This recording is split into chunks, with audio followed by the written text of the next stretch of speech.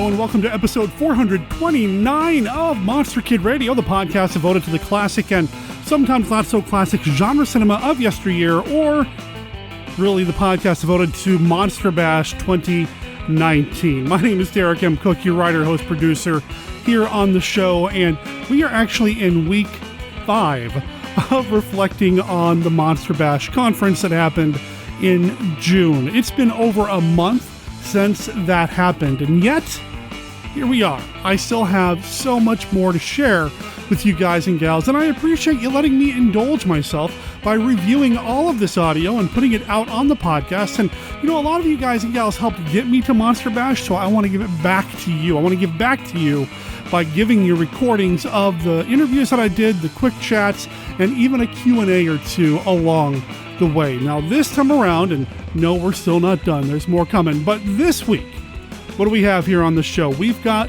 some conversations with publisher Richard Klemensen, monster makeup effects master Mitch Gonzales, director Sam Irvin, and then a couple of actresses you might know.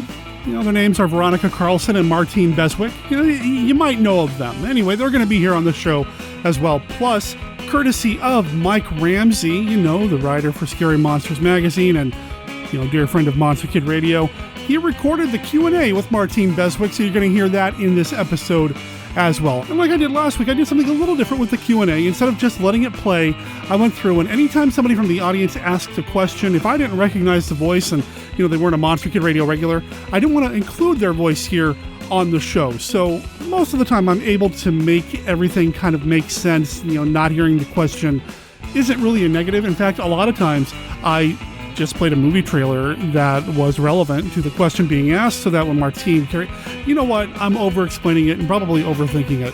You're going to hear that towards the end of the show, after you hear all the conversations that I did at the Monster Kid Radio table, and most of these recordings, if not all of them, actually took place on Sunday. So if I start sounding a little punch-drunk, well, that's probably why. You know, it wouldn't be an episode of Monster Kid Radio without some of our regular segments. So of course, we've got Kenny's look at Famous Monsters of Filmland. We have Dr. Tung's World of Monster Collectibles and Professor Frenzy's Bedtime Stories. There is a lot to get to in this episode of Monster Kid Radio. So, to quote one of my favorite YouTubers, let's just jump into it.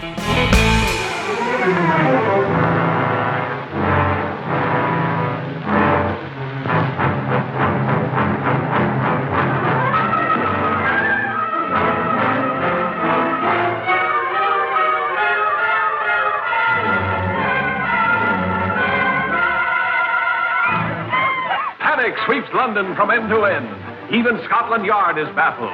But two men of intrepid daring fight back. It's Abbott and Costello at their hilarious best.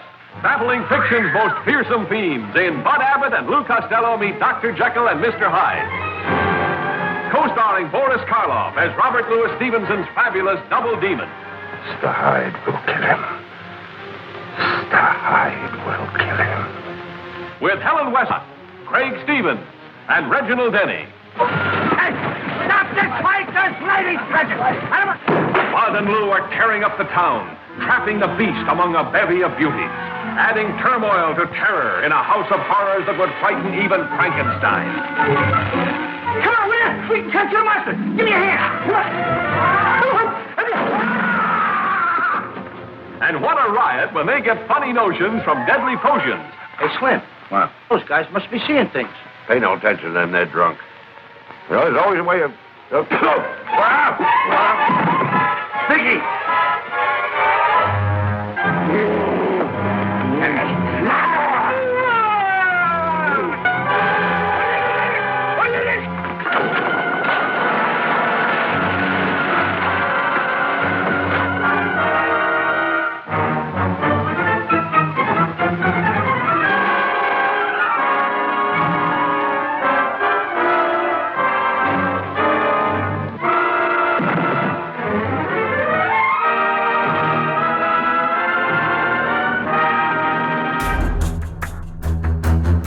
Vampires, werewolves, zombies. Yes, these things are real, but fortunately for those of us who can afford him, so is Mark Temple. And he's good. Real good. He's a former FBI agent turned freelancer with the knowledge and skills to eliminate your monster problems, and his rates are negotiable. Monster Hunter for Hire, the first volume of the Supernatural Solutions, the Mark Temple Case Files, is now available in both ebook and paperback. Go to tinyurl.com/monsterhuntertemple to buy your copy of Derek M. Cook's latest book. Read about Mark Temple, the experienced professional now available to rid you of your supernatural, ghoulish, and monstrous pests. That's tinyurl.com/monsterhuntertemple. And don't worry, Mark Temple is discreet.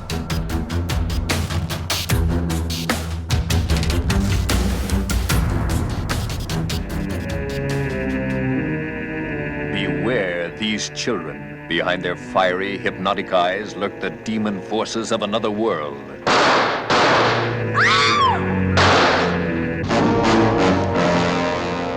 It's them or us, for these are the children of the damned.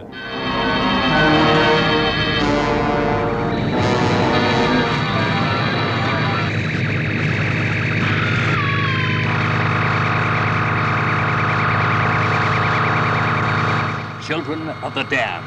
Even more eerie and startling than the sensational Village of the Damned. I think they are the cells of man. Advanced maybe a million years. Could they actually be creatures from other planets, centuries beyond us scientifically, invading the Earth disguised as children?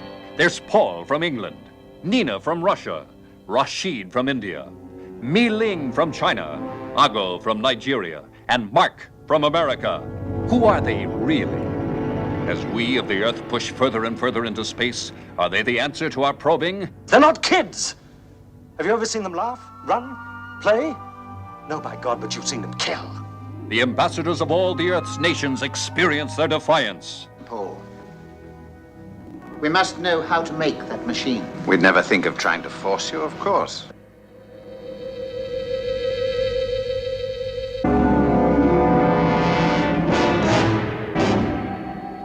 Theirs is the power of evil, turning friend against friend, hating, killing, yet armed with no weapon you can see or touch. Unless we can learn to live with them, we may cease to live at all. Can any force on Earth stop their fury? At this very moment, they could be making all those men out there turn their guns on one another.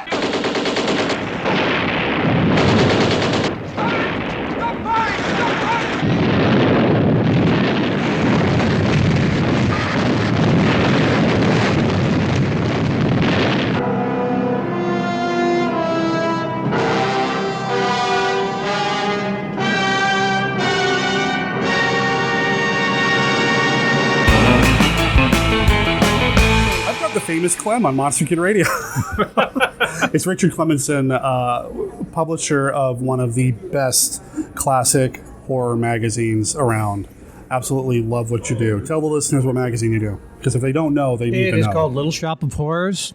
I've been publishing since 1972. I was fresh out of the Vietnam era army. Like I said last night, I didn't get my ass shot off.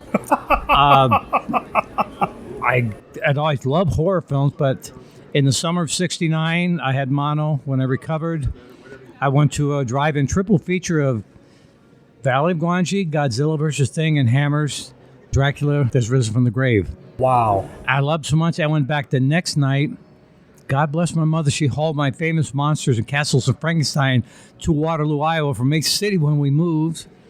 And I went and I found magazines like Photon and Gore Creatures. Mm-hmm. I thought, boy, I'd really like to do one of these. And then I got drafted. So when I came out, I went back to college. I said, I want to do a magazine. I picked the title Little Shop of Horrors because it just sounded neat. And it started out to be kind of just a general interest magazine with a little emphasis on British horror. Mm-hmm. But after the third issue, I said, what I really like is Hammer films and old British horror films. Of course, they weren't old then. And we've kept on since then. I love the magazine. I first became aware of it when I saw it mentioned in the liner notes of a CD, music CD. It was like the music of Hammer or whatever, Vampires of Hammer music, or something like that. It was Vampire Circus was in there and some other things. And there was an address listed for Little Shop of Horrors. And it's like, I really need to write these guys. I really need to learn about this stuff. I was in Bozeman, Montana at the time. We didn't have anything like that out there. When I finally figured out it was a magazine, and I started picking it up. I've gone back. I've got the reprints of the back issues, and they became a very valuable resource when we were doing a Hammer Films podcast a while back. I mean, it's really a good, well-produced magazine, well-edited. Well, thank you. There are many places to get reviews of films, your own podcasts, or any written things on the internet. But we always decided we're going to get into the nuts and bolts of it. We're going to talk to the people, the performers, the directors, behind-the-scene people. The films might not always be great, but it's always fascinating to find out how are they realized, and why did Hammer do such a thing. We've done obviously a lot of different Hammer films, but we did one covering Amicus, the complete issue. I remember that one. It was Phil Nutman wrote that, didn't he? Yep, Philip Nutman, and it was one of our actual first front cover by Mark Maddox. And Bruce, that's right. And Bruce Timm did the back cover on it, because we've attracted such fantastic artists. I mean, people come forward and say, we'd love to work for you, and I go, okay, yeah, I'm not arguing there at all.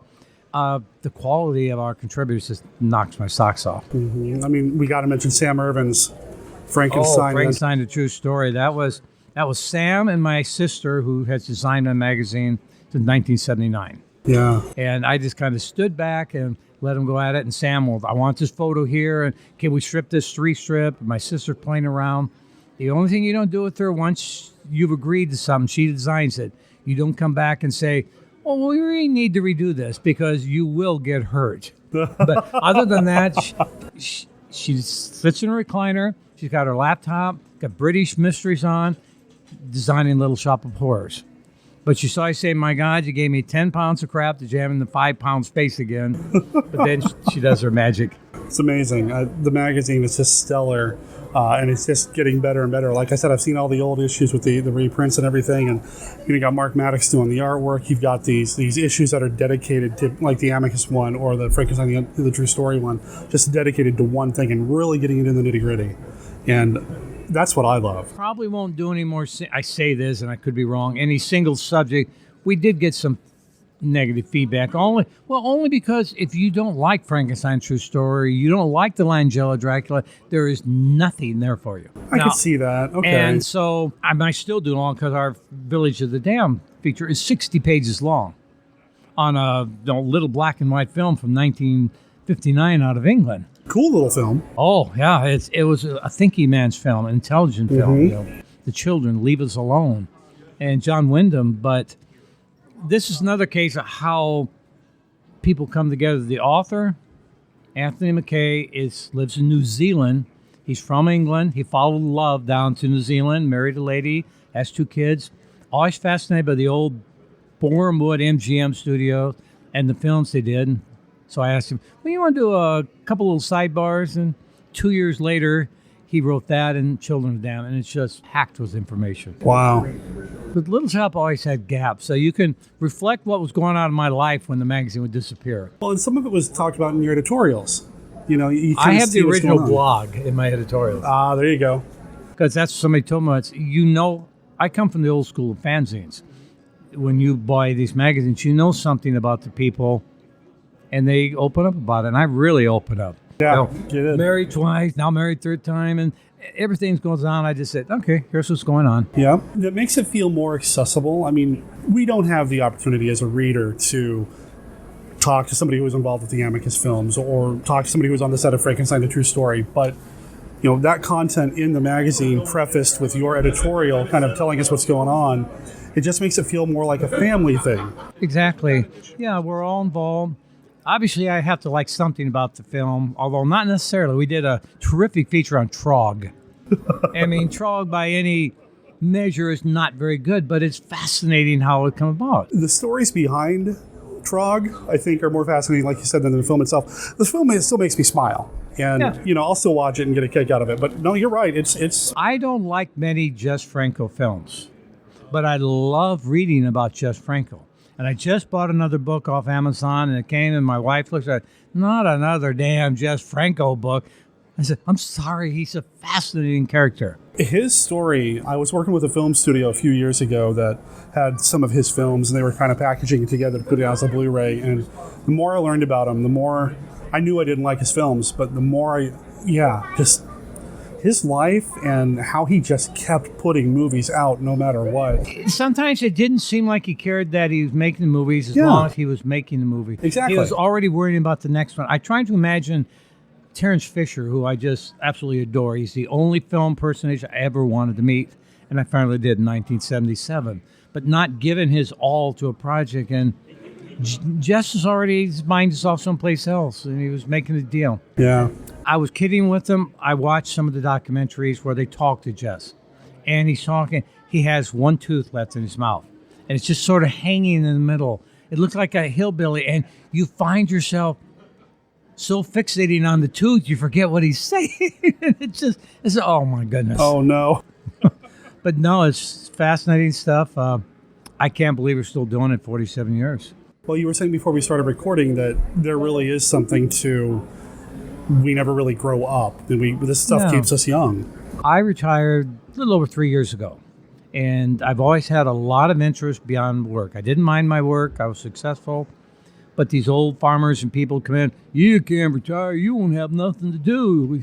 And I say, don't you have a life outside of work? Don't you have any interest? I've been working my whole life. And I said, okay, then you should not retire.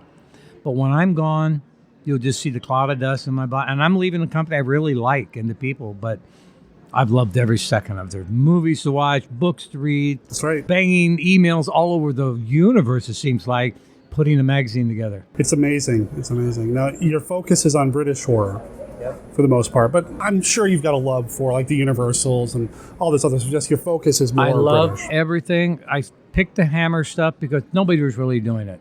There's always going to be a lot of people doing the classic Universal period. My favorite Universal period is the 40s. Oh, nice. My favorite horror film, my favorite horror actor period is Bela Lugosi, the original Dracula. Wow. I know people talk about how old and static and they were shooting the play, but it's Bela Lugosi. He transcends everything. Karloff was a much superior actor, but Lugosi just overwhelmed you. Yes. That's the best way to put it. I've been having a hard time kind of articulating what it is about Bela. He overwhelms you. He really does. That presence, that charisma. He takes all those old monogram films, early 40s and other stuff, and you can't take your eyes off him. And his voice, and he's so wonderful. White Zombie to me is a great movie, but you show that to anybody else, it's old and creaky, and you've got actors who are one step out of the silent era and never really got. And then there's Bela. To you, my friend, they are the angels of death. And you're going, oh man, that is so cool. Well, we have a game that we play on our show. It's called the Classic Five. I've got a deck of cards here, and each one of these cards has a this or that, what movie do you prefer style question. Gives us a chance to kind of just chat a little bit more, some things to talk about, icebreaker type stuff. Not that I think you and I would have trouble starting a conversation, but I'd like to play around of it with you. All right. All right, card number one. What prop from a classic monster movie would you like to own? Oh my. One of the eagles from Horror Dracula on the post, because a friend of mine has one of them. Oh, yeah? He got it from, designed by Bernard Robinson, the great Hammer set designer. And he visited his wife back in early 70s, did an article for us. And when I visited his house in California, there's one of the eagles sitting on the table in his viewing room. And I just, oh, God, I'd love to have one of those sitting there. So if that disappears, we know who to call. You go arrest me. Okay. Card number two. What's your favorite black and white zombie movie? And I think we probably already know what it is. White Zombie. Yeah. But my wife's favorite is Night of the Living Dead. Yeah? She just absolutely adores that film. It's a great film. Well, when we met John Russo at one of these, she had to buy a copy of the original script and get a photo taken with him. There you go. Yes, White Zombie. It's just Lugosi. He's really slim, and he's in shape, and that face and the little goatee. It's just, he's wonderful. I love everything about that film. I know the silent film, the actors that are, like you said. I love the silence. It's why I like the original Dracula. There's no music. It's the ambient sounds, the creaks, the scuttering of creatures on. Yeah, all of it. It's so good. All right, so this card actually is from our Universal deck. Which mummy do you prefer, Imhotep, Karis, or Claris? Well, Claris, a lot of fun. Karis. Karis? I really like the ones, I like Chaney, but Tom Tyler was a scary bit of work. He didn't have the pot gut. He had those black eyes. Yes. They blacked out. This was a machine. It wasn't dragging a foot along. Now, of course, I loved Christopher Lee, and I don't even remember which, if it was Karras or whatever, but Tom Tyler, he gets it for me. Underrated because everybody talks about Chaney, but no, Tom Tyler was the first one out of those two. He did it first. For the longest time, I had trouble getting the original Mummy. To me, it was so slow moving, and my wife say, "You're crazy. It's the greatest film ever made." It just kind of creaks along for me. It does, and then when you start thinking about how much of it is almost beat for beat the Dracula story, yeah. But I still love it. Love it. Now I do too. So this one is from our Hammer deck. What is your favorite Hammer film monster design? I knew Roy Ashton very well. I knew Phil Leakey. Those are the two major ones. I stayed with Leakey and his wife once down on the southern coast. We talked about Hammer for like 15 minutes, and for 2 days we talked about everything else.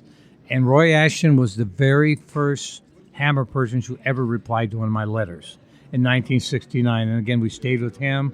Right up to his death, I stayed in contact. Wow. Because it was not made to be photographed and analyzed now, I love the reptile. It was shot in shadows. The head would quickly pop out of a doorway. You weren't noticing that you had the jagged edges around there. In the concept of the film, I think it's wonderful design. I like that one a lot too. I think it's underrated. I think it's one that people... Yeah. Well, they tear it apart because now they can look at an 8x10 still. Well, look at that. This is phony. It was made to be seen once on the big screen. Yep. Yeah, you watch the Blu-ray now and you're like, well, I see all the seams, and boy, they couldn't know. Yeah, it's the same way with the Mummy Shroud. You see the zipper in the back, or you see the incomplete makeup and Plague of the Zombies, which is a fabulous film. Oh, wonderful. One of my favorites. Nancy loves Dracula, Prince of Darkness, my wife, but in many ways, Plague of the Zombies is a superior film. It is just absolutely perfect from the actors on down. Yep, I agree. All right, final card. It's also a Hammer question. Not counting the original, what is your favorite Hammer Dracula film? Does it have to have Dracula in it? Nope. Brides of Dracula is the greatest Hammer film, period. I got to shake your hand. I love that film so much. It works when they're coming through Black Park and it's January and it's dark and it's dank and there's no leaves and you hear the dark, fathomless lakes, and Jack Asher's color absolutely burns your retinas out. It is so beautiful. It's what I hate about films now. It's so dark and muted. Yeah, what's the point? There's no color. I just bought the restored version of the Ben-Hur and the Ten Commandments. Yeah. The Ten Commandments color is astounding. They cleaned up the party in the Red Sea. They got rid of the matte line, which I think is fine. But you look at Asher, you look at Michael Reed and the Gorgon. The Gorgon is so beautiful. The Brides of Dracula works in every essence. And when Cushing comes in that doorway, you go, oh, man. He's an action hero in that. I mean, more so in the really first one. And I've been telling people repeatedly, I love when he turns the windmill into a giant cross. I love that. I mean, it's so ridiculous, but I love it. So it's really good. You mentioned Famous Monsters earlier. Did Famous Monsters of Filmland influence what you do with the magazine? No, I mean, I read it. I was more influenced by fanzines. Famous Monsters I outgrew pretty quick. I could go through it in 10 minutes, look at the pictures. Love Castle Frankenstein. Okay. A lot more intelligence there, but then the Cinefantastics come along, and Photon was so wonderful, and this is what I wanted to do. I never imagined it'd be slick paper with color paintings and that. It was me and my mother. I'm out of the service. I'm in college, living at home, sorting pages one at a time around my bed, and stapling them all together, then figuring a way to sell the darn things. Come a long way, man, and I can't wait to see what's coming up next for you guys. I hope I stay along, because right now, the Halloween issue is going to have Our Children of the Damned. Okay. It's going to have a funny but really entertaining called The Blood Beast Terror, about the giant moth one, because we got about a 50-50 chance of getting Wanda Bentham to give us an interview. The second part of the Christopher Wicking Diaries. Mm-hmm. Next spring is going to be the Baker Berman films, which is like The Flesh and the Fiend about Dr. Knox. They did Blood of the Vampire. Wow. Jack the Ripper. And then we're going to do The Creeping Flesh a year from Halloween, which is Cushing, Lee. And I finally decided I had to cover the classic ones. I kind of skipped them a bit because what was new to say, but we're going to do Horror of Dracula, Revenge of Frankenstein, and The Gorgon. And I'll be 74, so then I hope I'm still going. Me too, man. I really appreciate everything, Rick. Derek, this is great fun. Thank you so much. I'm so glad the famous Clem took some time to talk to me. Yeah, once you've had the famous Clemmy, you don't want anybody else. I can shut down and go home. Thanks, man. All right. From the boiling rage of a world hurled back 1 million years comes Trog, starring Joan Crawford, rated GP.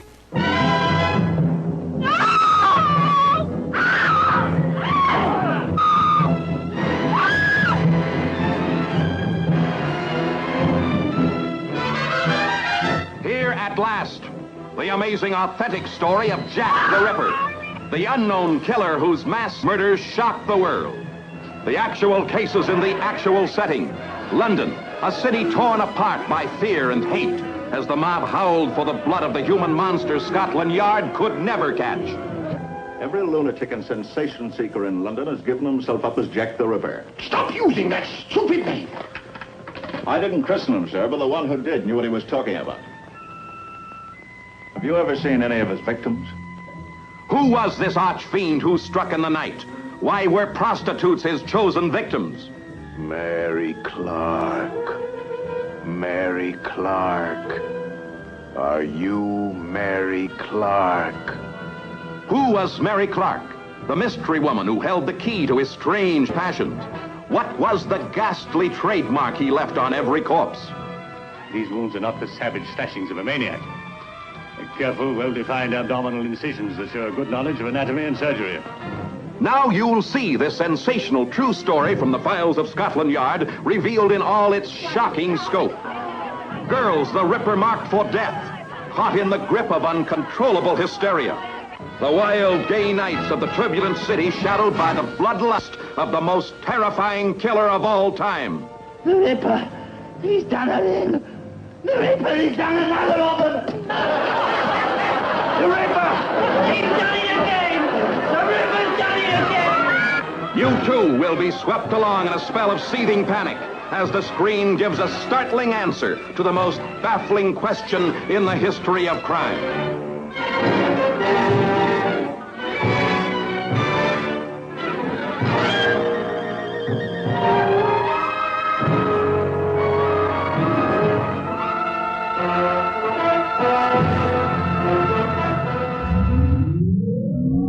Welcome to Planet 8.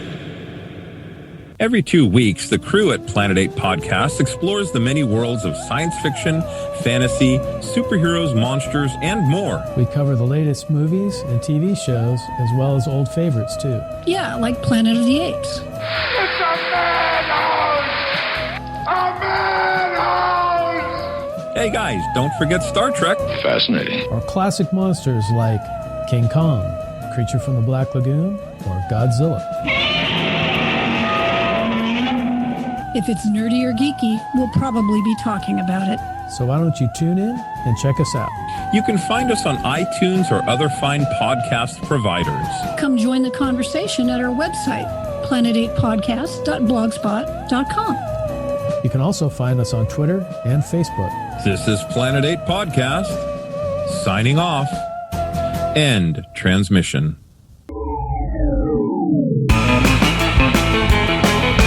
So, I got nothing. Mitch Gonzales, how you doing? I'm doing well, Derek. Thanks. How you doing? That was a terrible introduction. I am so sorry, man.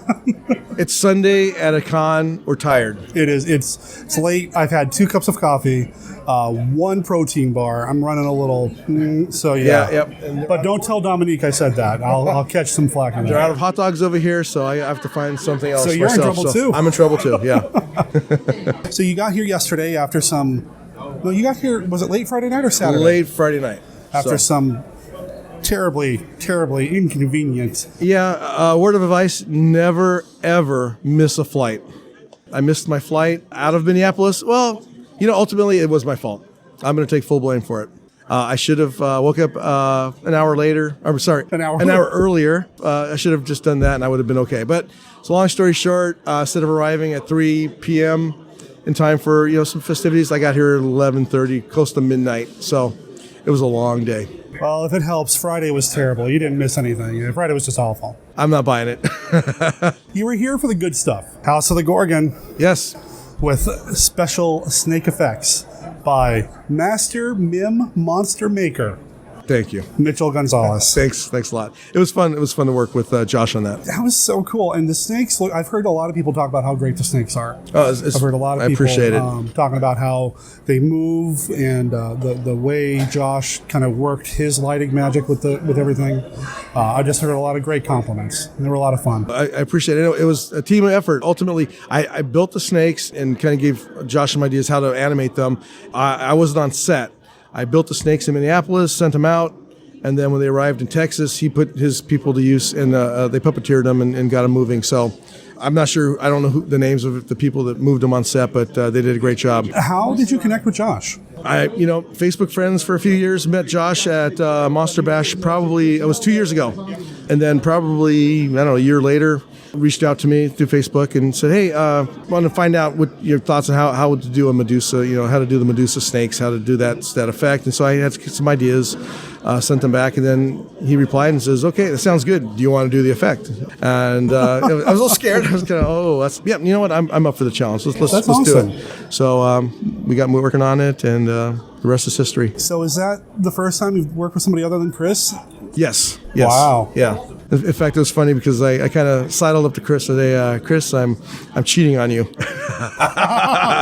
I told him, I said, yeah, I've got an opportunity to work with Josh, and he was cool with it. And I said, it's not going to impact the stuff we're doing right now time-wise because everything's a deadline. We got to get stuff done. And like right now, I'm kind of blowing a deadline with them, but it was a loose deadline, and we worked around it just because I'm out here and I've been sick a little bit and some issues, but deadlines are important. Yeah, they are. But the deadline that you're talking about is for the current film? Yes. So we're working on something right now. So when I get back next weekend, a week from today, when we're recording this, I'll be making a mold in my garage of a monster head. And what's the name of the movie? It's called The Phantom Lake Kids in The Beast Walks Among Us. So it's a loose sequel to Danny Johnson Saves the World, but it's the same kids getting into some mischievous shenanigans. We'll just say that. Well, all the films are connected, and I know this one's got a lot of connections from what I hear. A lot of characters are going to be revisited. It's going to be kind of a coming home movie with lots of surprises, so you guys have something to look forward to. It's going to be fun. That's what I hear, yeah. Chris was talking about it on his podcast, and I love the interconnectedness of the Memiverse. I love it. He was doing it before Marvel did it, man. He was there in the beginning. Maybe Marvel saw something and went, hey, this guy's onto something. Let's do this. Let's get a universe going. I'm sure that's exactly what happened. That's exactly what happened. They saw it came from beyond space and thought, you know what? We need to do this. We need to tie everything together. Sometimes it might just be a passing, but it's all a shared universe. All these monsters and things happen in this Phantom Lake area, and it's pretty cool. You can watch them all separate, but then when you watch them together and you know them, it just makes them extra special. If you like General Castle, in Giant Spider, he's in House of Ghosts. He's in all these other movies, including the new one, and I've seen pictures, and I can't wait to see that in action. Oh, my. Yeah. Oh, my. The General is back. So what are the things that you've done here at the Bash? Last time I was here 2 years ago, my first Bash, I was here as a vendor with Chris. We were selling the movies. This time I'm just here as a guest, so I've been able to meet a lot of different guests here, all the House of the Gorgon actors and actresses. Just meeting a lot of new people, buying stuff, enjoying everybody's company. Like we say, it's a family reunion. We talked over the years, on Facebook, but it's always nice to get together and sit down in front of each other and spend time together.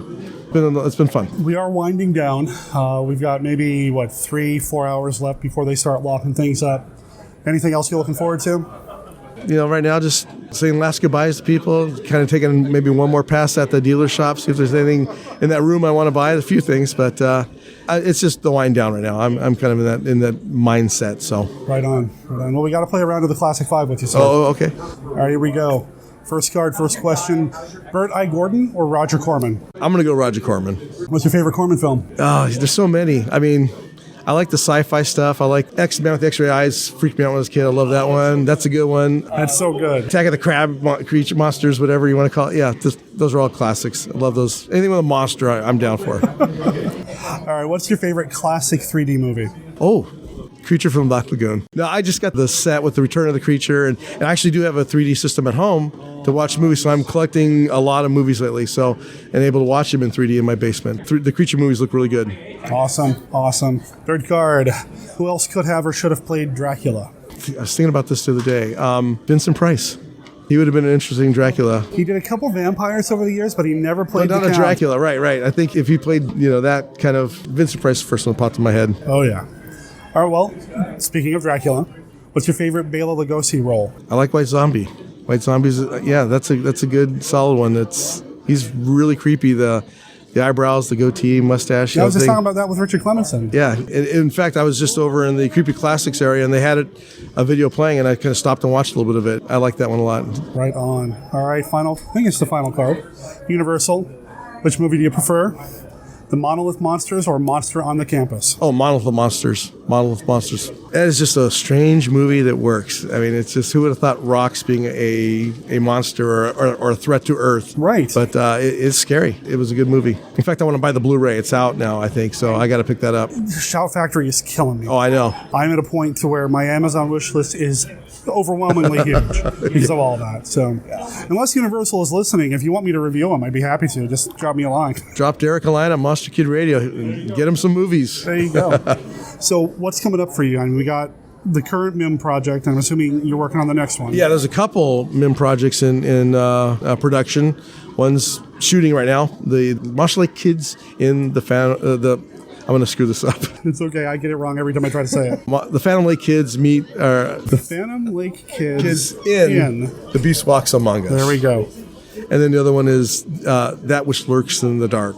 I'm looking forward to... I love the title of that one. Yeah, that's going to be a fun one, I think. I read the script for that one. It's going to be fun. As soon as I finish up what I'm doing for The Beast Walks Among Us, next weekend, I'm going right into monster building for that one. We're shooting that in the fall. Wow. And you said there's a few. Is there anything else you can tell us, or are we keeping this all pretty... Well, I think he's posted something on Facebook saying, would anybody be adverse to a Viking film? But there's a couple other things we've talked about. He's talked about a Viking film forever. You know what? He's going to do it. Just get it done, and it's going to be out at some point. But we'll never know when. We should go back and figure out when he first started talking about doing a Western, and then how much time it took for him to actually do it. And that's how we'll figure out when the Viking movie will. It's a good way to project that out.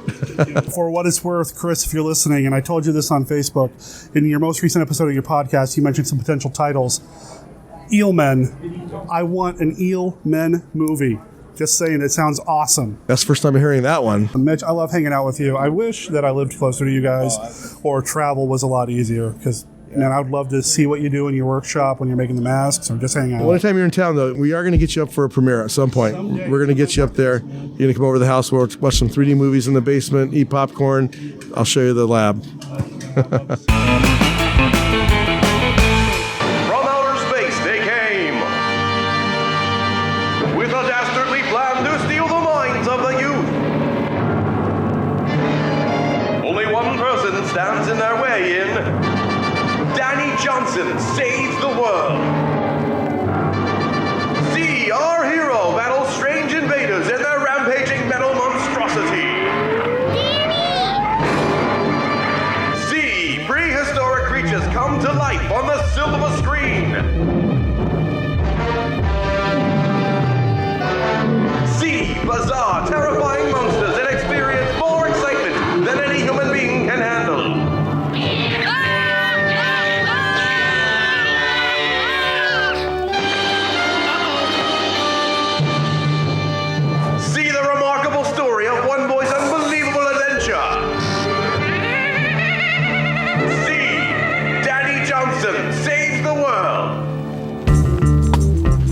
Hello, this is Rod Barnett. I'm the host of The Bloody Pit, the podcast that examines films from across the decades. On The Bloody Pit, we have several ongoing series of shows within the show focused on specific things in genre cinema that I and my co-hosts find fascinating. There's a long-running series focused on Italian maestro Antonio Margheriti's films from the 1960s all the way up through 1990. There's an on-again, off-again series focused on 1970s science fiction films. There's an in-depth look at the Western movies that William Castle made before he struck out on his own and became the horror auteur that we know and love. A look at the classic Coffin Joe films from Brazil. And our long-term project to look at every Universal horror film made in the 1940s. That's a long project, people. It's going to take us a long time. Sprinkled in amongst those are various other episodes focused on other stranger areas of cinema, like Lucio Fulci, Dario Argento, and even some obscure British crime films from time to time. So join me and my rotating crew of co-hosts as we examine the stranger side of cinema through an exploitation lens. Except when we don't?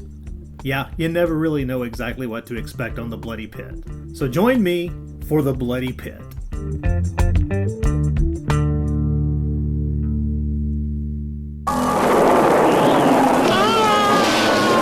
Frankenstein's monster can be destroyed by fire. Dracula by a silver stake driven through his heart. But nothing will avail against the absolute evil of the creeping flesh. A scientific experiment turns into a nightmare as a creature from hell, buried since the dawn of time, is restored to life. The creeping flesh will infect the innocent with its malignant power. The creeping flesh will drive the insane to new excesses of madness and murder.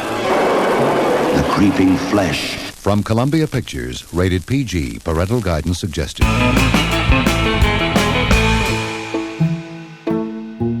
Hello there, Monster Kid Radio heads. This is Kenny with a look at Famous Monsters of Filmland. We are still bashing at Monster Kid Radio, so let's take a look at an event FM covered in issue 97 from April of 1973, the Monster Movie Marathon in Horrorwood, California. It was organized by John and Bijo Trimble, who are famous for their work with Star Trek fandom. The article is loaded with lists of movies that were featured, over 100, and a transcript of the opening speech given by FM's editor. It continues with a brief description of a number of the notable films shown, as old as the silent classic Trip to the Moon, and as new as Beware the Blob, as classic as the Oscar-winning Dr. Jekyll and Mr. Hyde, and as cheesy as The Thing with Two Heads. The festival was a smorgasbord of classic films that in those days it would be hard to see anywhere else. The article concludes with this look at the final banquet and awards show. Climaxing the great convention was a banquet with Robert Psycho Bloch as Master of Ceremonies. As Ghostmaster General of America, he sounded a clarion call for more phantoms and less opera in horror films, and it was his pleasant duty to announce the winners of the world's first Georges Méliès Awards. Imagine sitting in a packed banquet hall at tables of 10 where every table had a celebrity.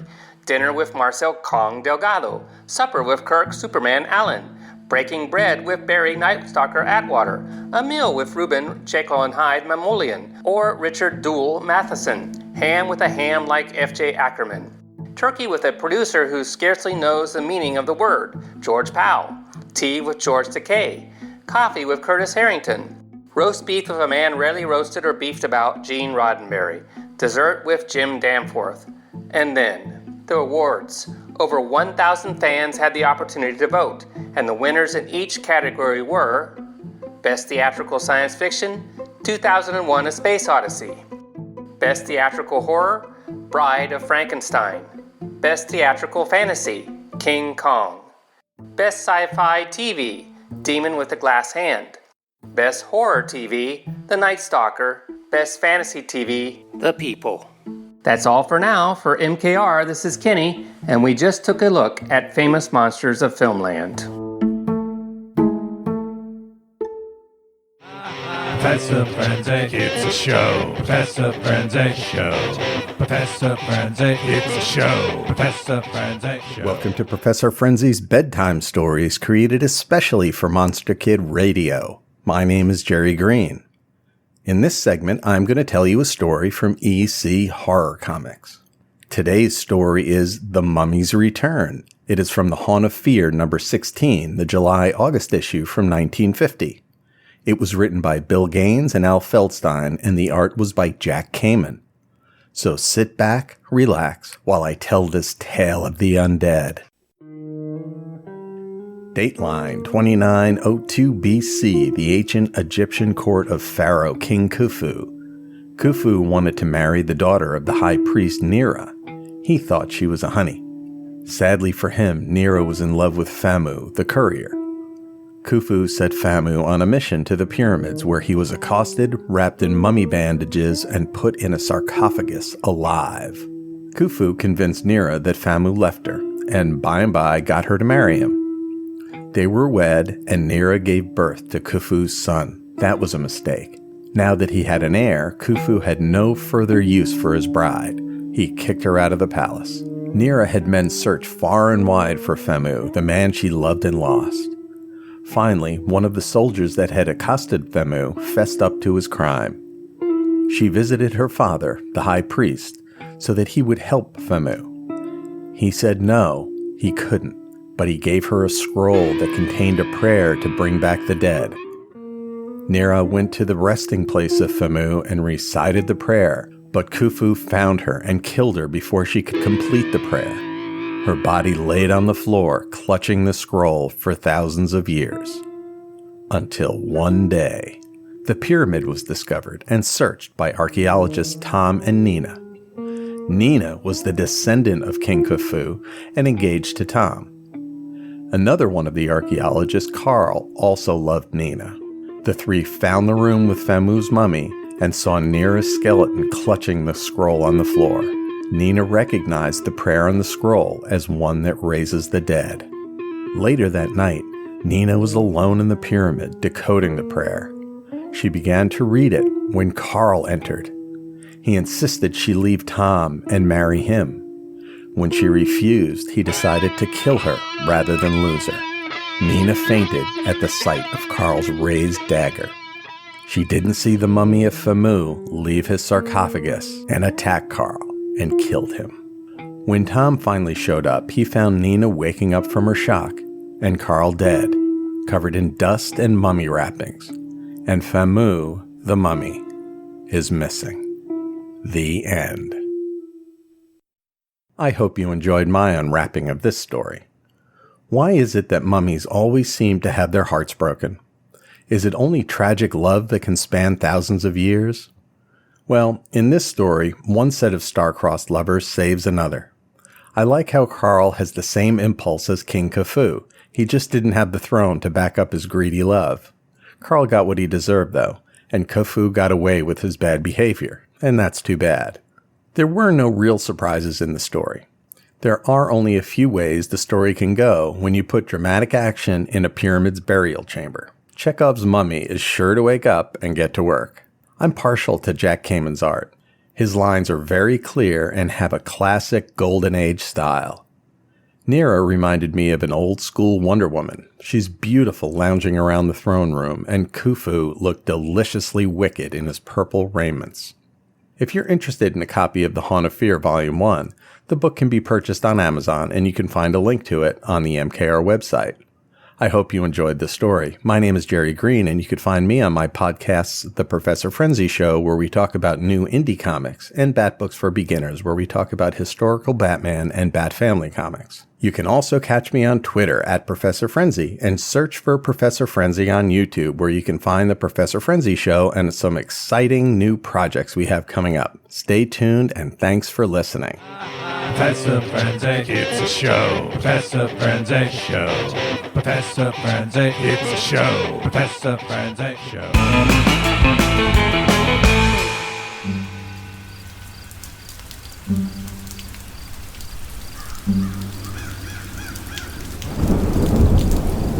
Good evening, Monster Kids. This is the Count. I'm here with some friends to tell you about our favorite board and card game podcast. It's Go Forth and Game.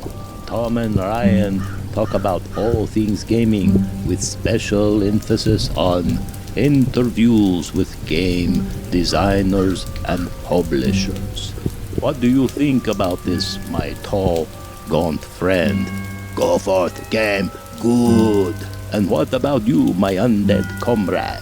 I think Go Forth and Game is the most entertaining podcast about board and card games that I've come across in 4,522 years. So, if you enjoy listening to two monster kids discuss topics like abstract games, the best family games, game schooling, various game mechanics, and of course, monster-themed games, then you should give Go Forth and Game a try.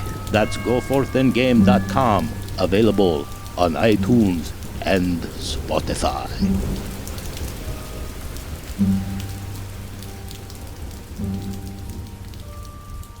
From Haiti, land of the voodoo, comes the most infamous cult of all. Bela Lugosi as Murder Legendre. I see death. Master of the undead damned. The sinister power behind the white zombie.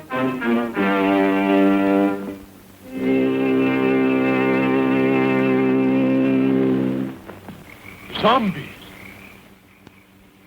Yes. They are my servants. This soul killer takes men from their graves to be his slaves. His instruments of terror, and now this fiend plots to possess a woman.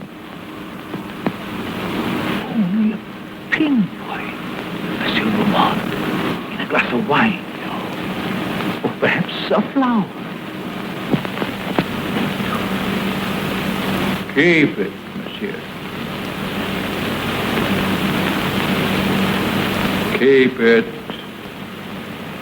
You may change your mind. Not dead? Are you mad? I saw her die. The doctor signed the certificate. I saw them bury her. Captive in the borderland between life and death. Her brain drained of the life spark. The white zombie obeys the unholy commands of her demon master.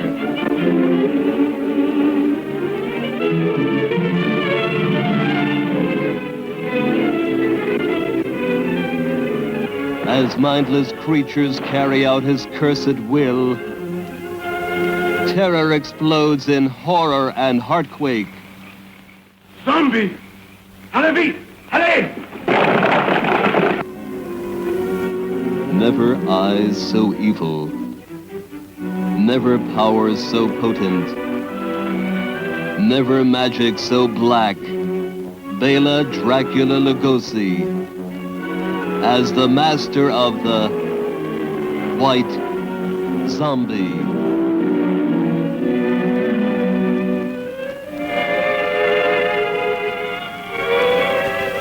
Zombie!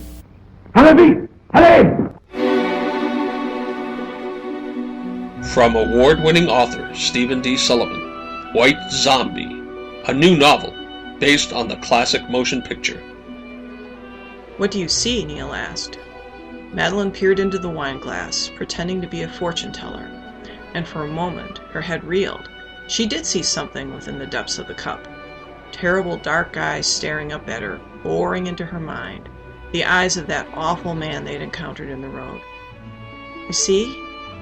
She felt dizzy now, really dizzy, and her throat was tight, as if cold hands were closing around her neck. What is it? Neil asked, concerned. The eyes burned into her. She couldn't breathe. I see, she managed to gasp. Death. Available now in print and all ebook formats. Find it on Amazon, Smashwords, Drive-Thru Fiction, and other quality outlets. Also available in a special edition, including the complete movie script. Grab White Zombie before it grabs you. Details at sdsullivan.com. There is no other way. So person we're speaking with right now, I feel like I have a connection with, a bond, a trauma bond.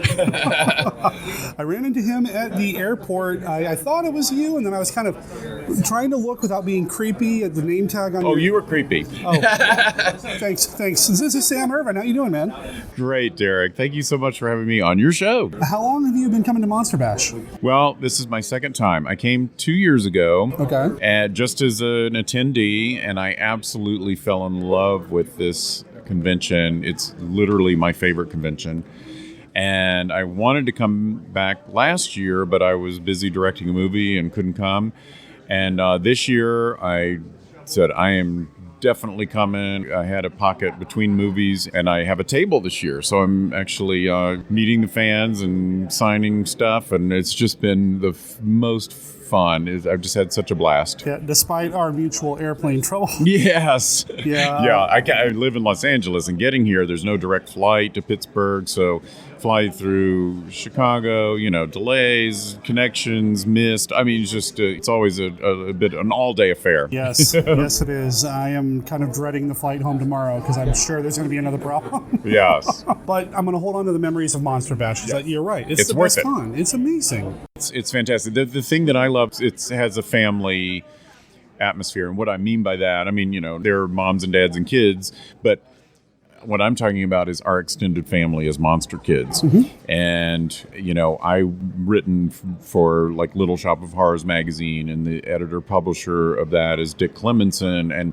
I corresponded with him ever since 1972 when he started that fanzine, and I started my own fanzine back then called Bizarre. Well, mine lasted like 4 years till I got out of school, and then I went on to be a director. Well, he's continued to do that magazine all these decades. And, I had never met him, even after he had me guest edit the entire issue on The Making of Frankenstein, the True Story a couple of years ago. Rondo Award winning. Which I very proudly won a Rondo for. Thank you for mentioning that. But I had never gotten to meet him in person. So we decided the magazine was coming out in June of 2 years ago, and we're going to launch it and premiere the magazine here at Monster Bash. So it was great to do that and to meet him. I also got to meet the cover artist, Mark Maddox, who we became instant friends. And I could tell you 10, 15 other stories of people who mean so much to me that I hadn't gotten to meet in person. And we all meet here, and we stay up till all hours of the night chatting in the lobby of the hotel. I mean, it's just fantastic. It's an amazing experience. And yeah. I don't want it to end. I know it has to. We have real lives to get back to, but it's such an amazing time. It is. It's like a family reunion. It really is, yeah. What are some of your favorite things that you've done this weekend? Gosh, it was really fun attending the American premiere of The House of the Gorgon last night. I'm so glad you got in. And Joshua Kennedy is such a fun guy and such a fan of Hammer, and to have this movie with Carolyn Monroe and Martine Beswick and Veronica Carlson and Christopher Neame, and it's like, holy crap, he just went nuts.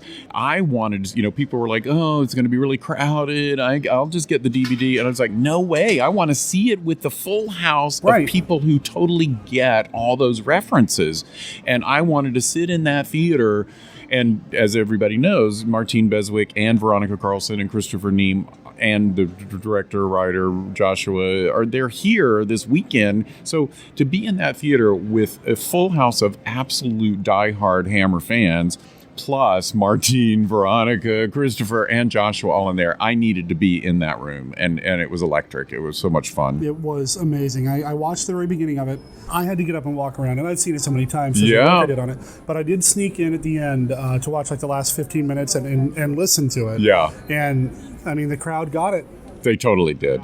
They totally did. And I need to change attorneys. I need to hire the Cushing Lee Price attorney firm, which, for those who haven't seen the movie, is one of Veronica Carlson's hilarious lines, and everyone burst out laughing. It was great. That was pretty awesome. That was pretty awesome. But there are tons of references in that. The Dr. Phibes thing with the organ and all the pictures on the wall. Oh my God, people! If Caroline Monroe is playing the organ like Dr. Phibes in the beginning, I was cracking up. It was just fabulous.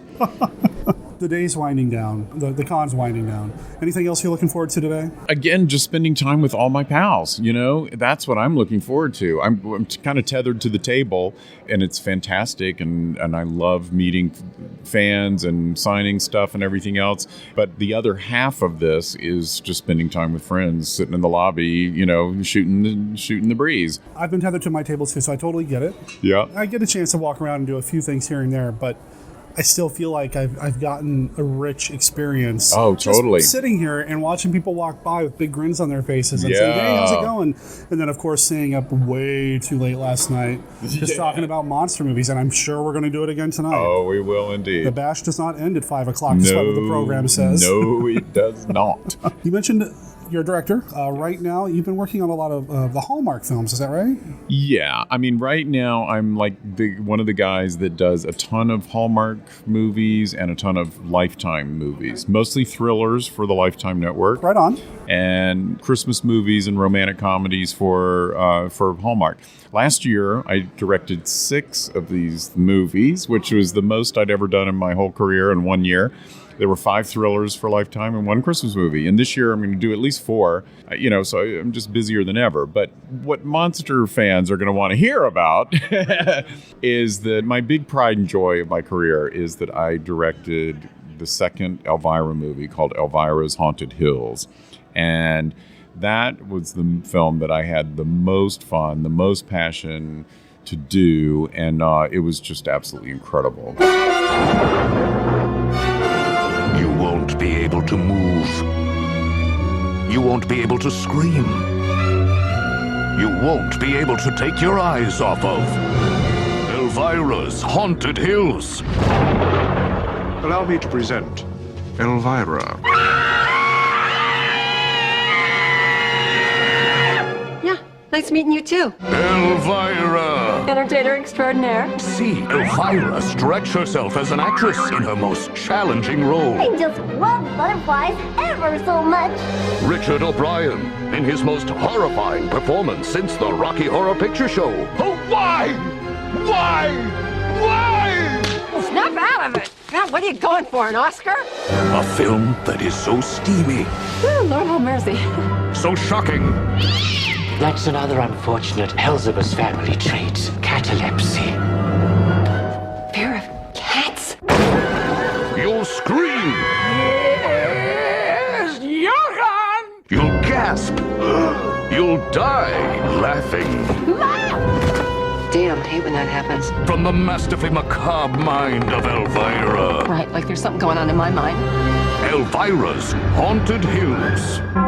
The village people say this castle is evil. Who listens to the village people anymore? Well, I started my career as Brian De Palma's assistant, and I worked on The Fury and Dressed to Kill, and I was just a huge fan of his. And then I worked my way up to being a director. My first feature film was Guilty as Charged, and it starred Rod Steiger as a madman who kidnapped murderers and fried them on his own electric chair. Wow! And it was a dark comedy, but we had a lot of German expressionistic sets in his dungeon, and it was definitely a horror sort of wicked, sly comedy. It came out in 1991. Now, the first Elvira film was about 1988, and I was a huge fan of Elvira.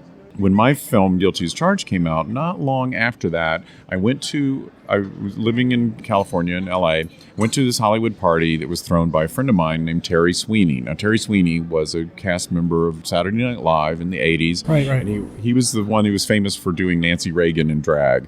And he was a hilarious guy. And I actually know his husband, who we went to school together.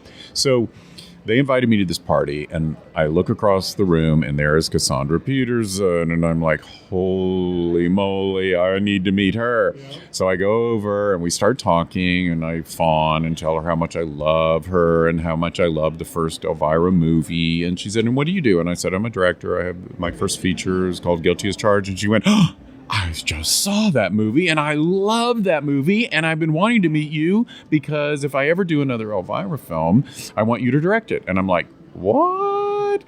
Is this what people do at Hollywood parties? How many glasses of wine has she had? So we became instant friends. The next movie I did was a Showtime thriller called Acting on Impulse, and it was about a scream queen played by Linda Fiorentino, whose producer has been killed, and she's kind of blamed, or, people think that she did the murder.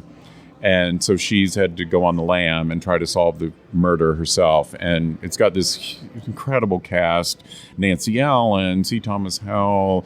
And if you look it up on IMDb, you won't believe it. Every single person in the movie is another named person.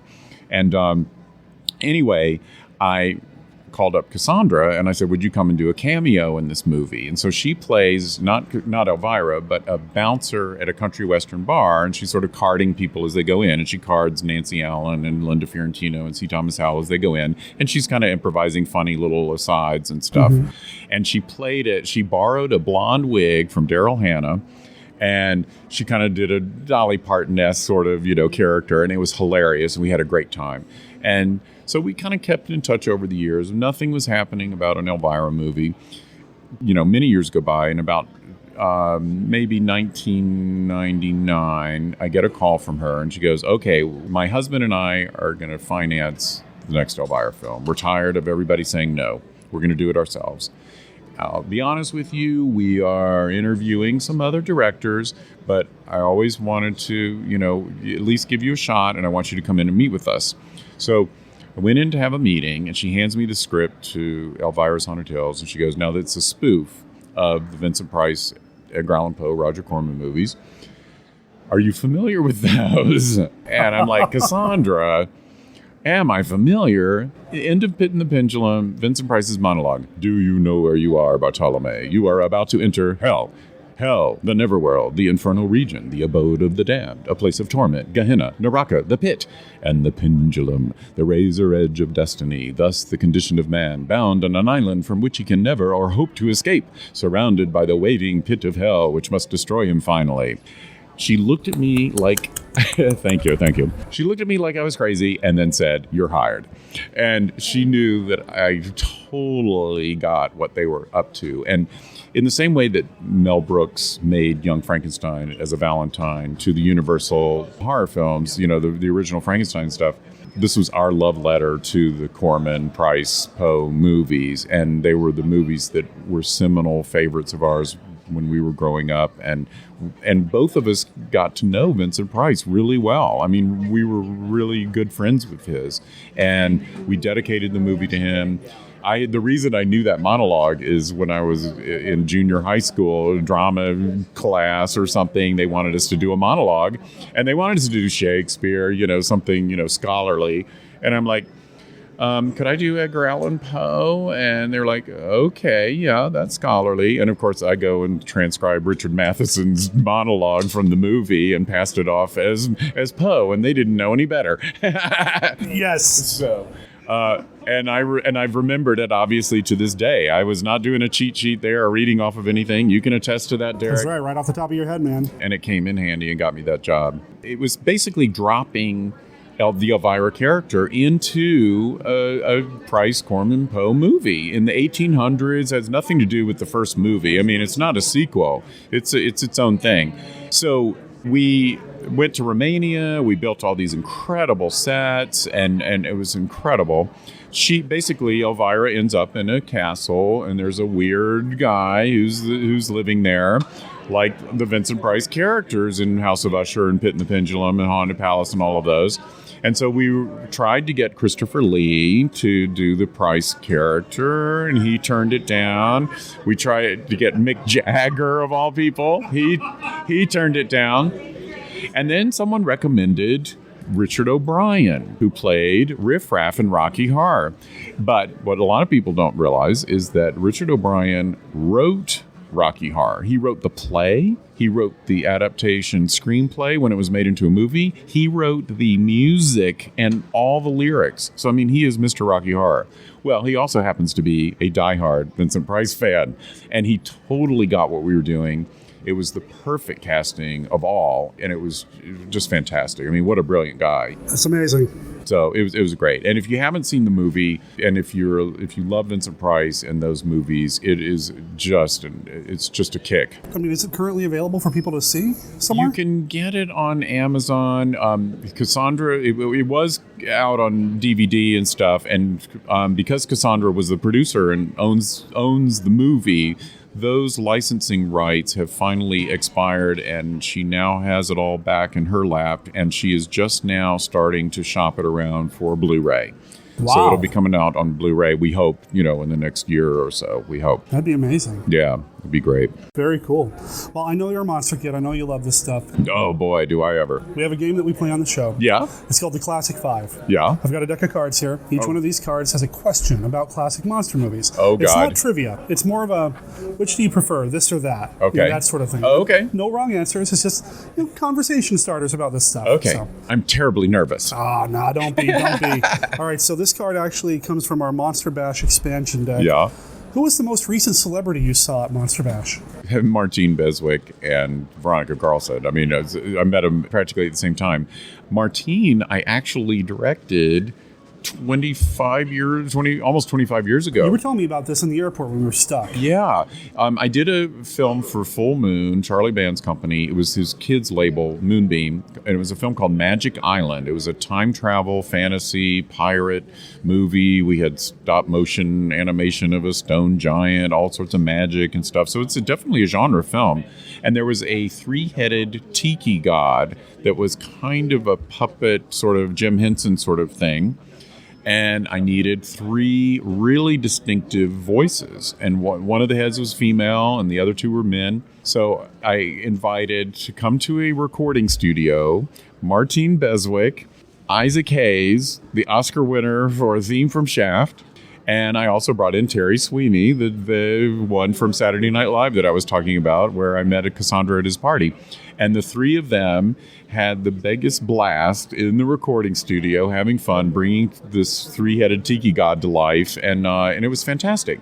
Okay, flash forward almost 25 years, and I meet Martine here, and I say, you're not going to remember this. It was an hour of your life 25 years ago, but I did, direct you for half a second in this movie. And she goes, I totally remember, darling, especially because of Isaac Hayes. I was so impressed, and and so and Martine's just such a kick, and so we've had a really nice little reunion and actually gotten to know her better, and it was fantastic. Now Veronica Carlson, I met 2 years ago at Monster Bash, and so we had gotten to know each other a little bit there and reconnected here, so it was great. Very cool.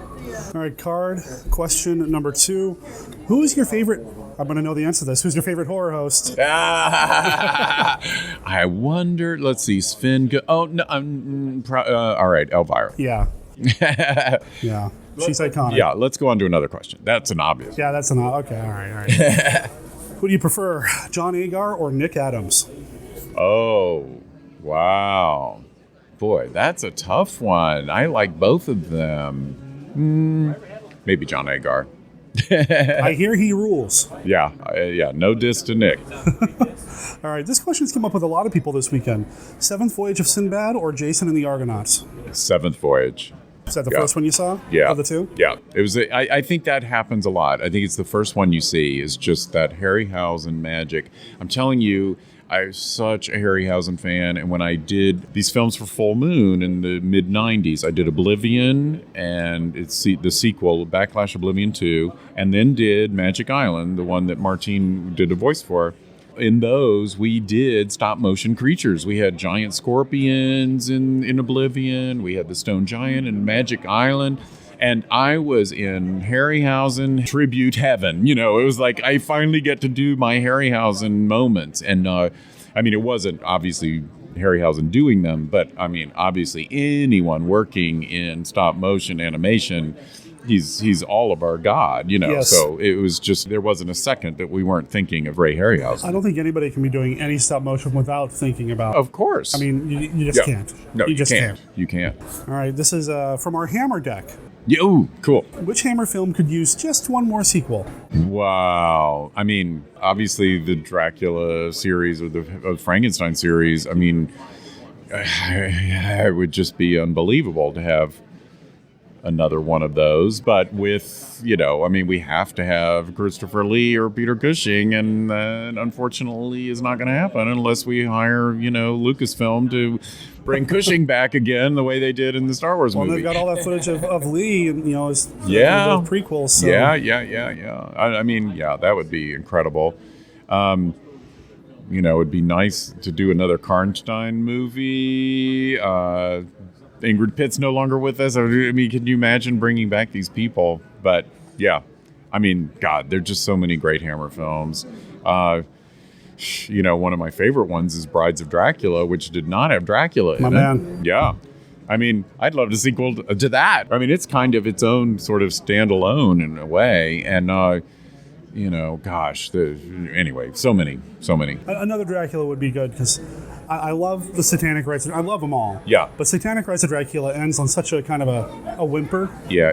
I want more. And I know Lee was kind of over it at that point, but still. He was over it. He was over it like 3 fruit milk before. Yeah. Exactly. But I mean, okay, I know this, a lot of people disagree. I'm not a huge fan of the 2 modern day Draculas. I'm kind of a gothic purist. And so for me, the last of the really true ones was Scars. I don't even want to talk about the Legend of the 7 Golden Vampires, which I don't know. I know a lot of people have a soft spot for that one too, but without Lee, and B, just the whole mashup with the Kung Fu stuff just didn't do much for me. Okay, fair enough. You know, and Scars of Dracula gets really dumped on, but it had some pretty freaking cool moments. I thought, you know, him crawling up the wall and, you know, down the wall and stuff, that was really cool. I mean, it has its moments, but it would be really cool to see another traditionally gothic Dracula film where we're not in Hong Kong and we're not in modern day London. If they were going to do another Dracula, that would be the one I'd want to see. Right on. Well, I am going to pull another card since that horror host one is kind of a gimme. What is your go-to film to introduce somebody to classic horror films?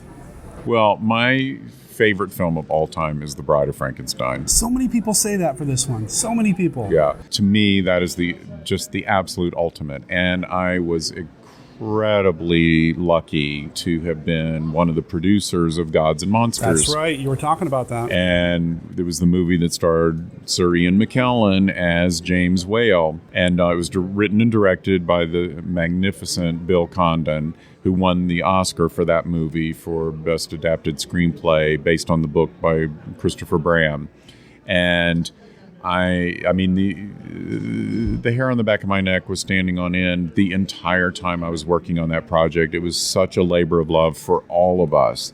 But the most exciting moment of making that movie was there's a flashback scene on the set of Bride of Frankenstein. Yes. We got to recreate the laboratory set on a stage in Hollywood, and I made sure, all of us made sure, that it was duplicated down to the letter. We found the original electrical equipment that Kenneth Strickfaden made for the original Frankenstein and Bride of Frankenstein. I don't think I knew that was the original stuff. That's great. And it's floated around to, different private collectors, and Mel Brooks tracked it down and used some of it in Young Frankenstein.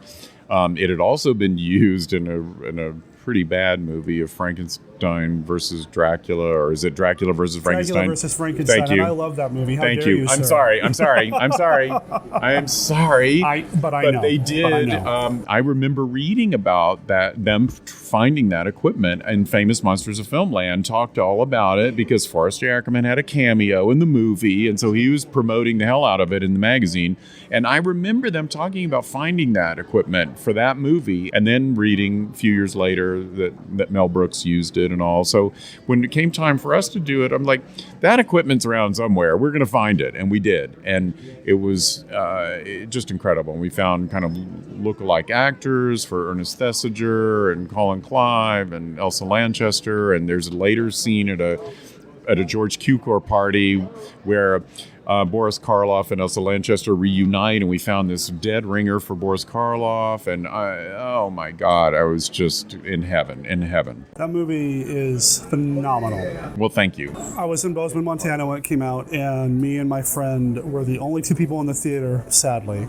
It just didn't hit with the people that I cared to hang around with at the time. So I was like, you guys are missing out. This movie is special. It is special. And it was a very big awards season thing. It was with the National Board of Review. It swept. It won Best Picture, Best Actor for Ian McKellen, Best Supporting Actress for Lynn Redgrave, Best Director for Bill Condon, Best Screenplay for Bill Condon.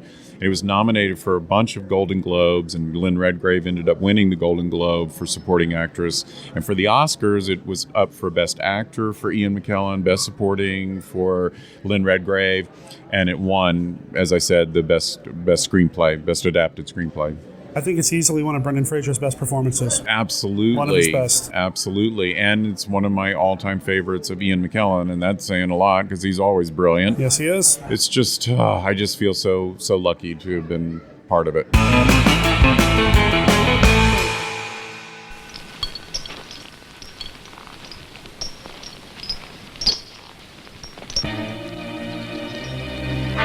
Defilers of the dead. Vicious violators of the innocent.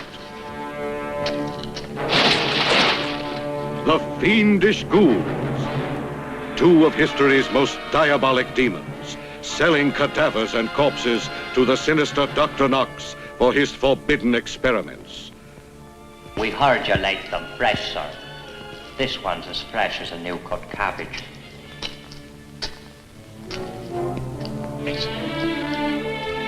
Excellent. I'll give you 7 guineas. 1, 2... The fiendish ghouls.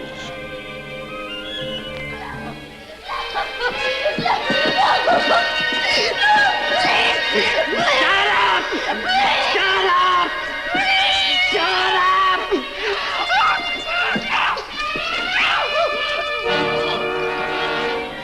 No one was safe from the bloodlust of these depraved grave robbers, these sadistic murderers. You killed...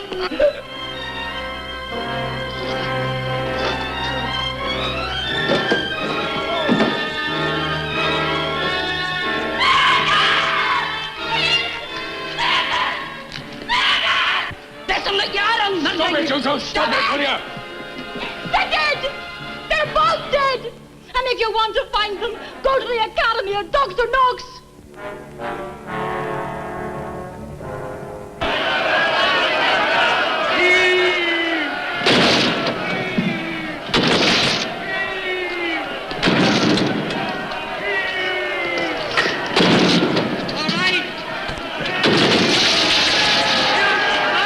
Shock upon shock, terror upon terror, shatter the screen in The Fiendish Ghouls.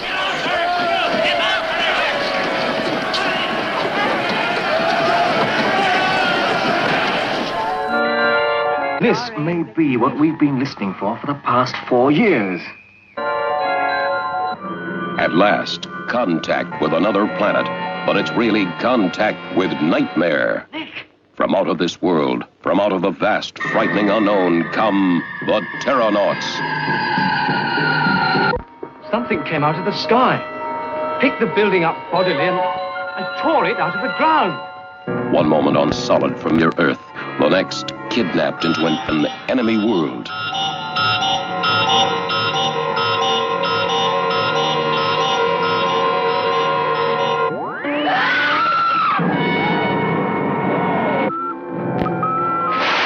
Give me that gun.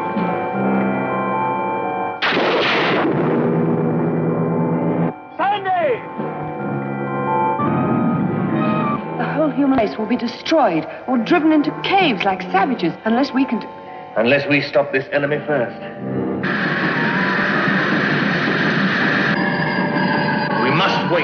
gun range.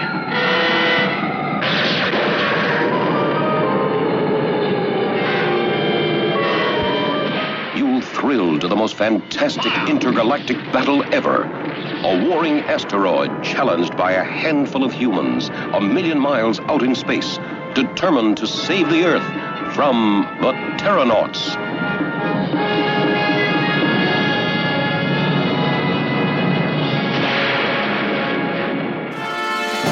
I am vengeance. I am the knight. I am Batman. You need to take out the trash. I don't have time for that now. We have 2 podcasts I have to create a new promo for. What? Both JLU Cast and Supermates? Yes. JLU Cast, where you and I discussed the Justice League and Justice League Unlimited animated series from Bruce Timm and Company. And Supermates, our original show where we talk about all sorts of geeky stuff, including our annual House of Frankenstein series on classic horror films. Yeah. That's it. But how do we combine this into one promo? I have no idea, but it sounds like we're doing our original Supermates promo all over again. I kind of think we are, but hey, other folks kind of aped it, so it must have worked. Well, why don't you get to work taking out the trash and I'll finish up. Great. So join us, Cindy. And Chris. On JLU Cast and Supermates, both proudly part of the Fire and Water Podcast Network, found at fireandwaterpodcast.com and on iTunes.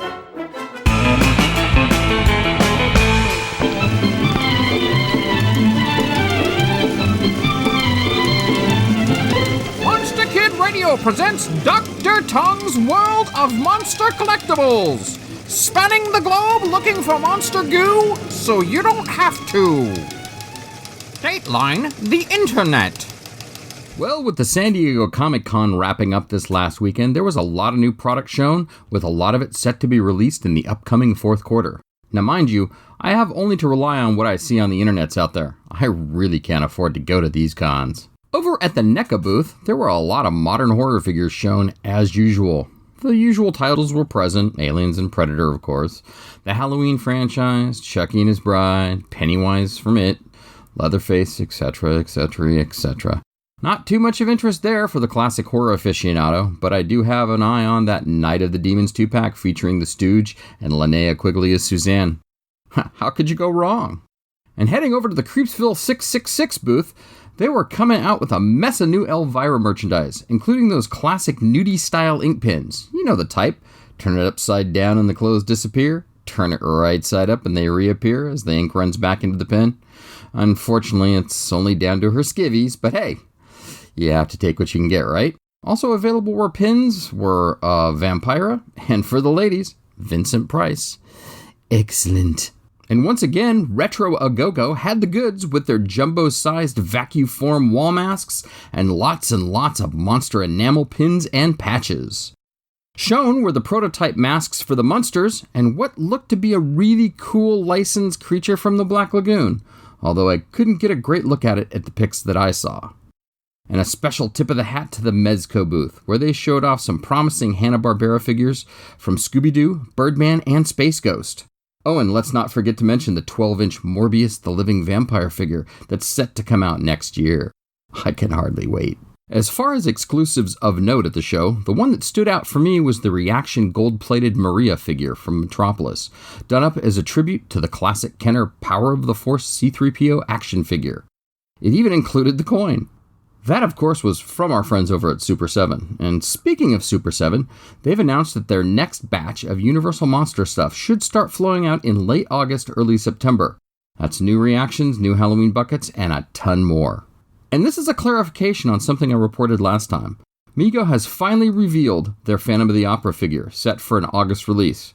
And to my relief, it is a very, very nice looking Cheney version from the 1925 silent classic.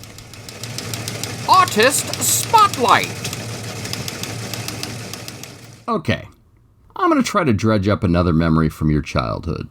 Well, hopefully your childhood. I know it is for mine. Do you remember the cool crap you used to get out of those old school vending machines? You know, the classic coin-operated machines that you'd get goofy, crazy different types of toys out of in a plastic bubble? Plop your nickel, dime, or quarter. Man, those quarter ones always had the best prizes. And you get a plastic capsule full of a mystery toy. I know getting my prized possessions in those days were those little weird rubber monsters and lots of bugs and snakes. And they were always in those types of machines. Well, this next artist that I'm going to introduce you to remembers those days as well, and he is not going to let the past escape him. As a matter of fact, he's bringing back those good old days, mind you for a tad bit more money, by making his own rubber monster creations. Zach Amendolia, out of San Francisco, is a master at creating the weird and unusual in rubber monster form. He sculpts, casts, and paints the most amazing creations you can imagine in that old familiar rubber style. Pop on an elastic string into the head and voila! You have an instant memory. My words do not do these creations justice. Now, by far, my favorite creation that Zach makes is a thing he calls the King Finger.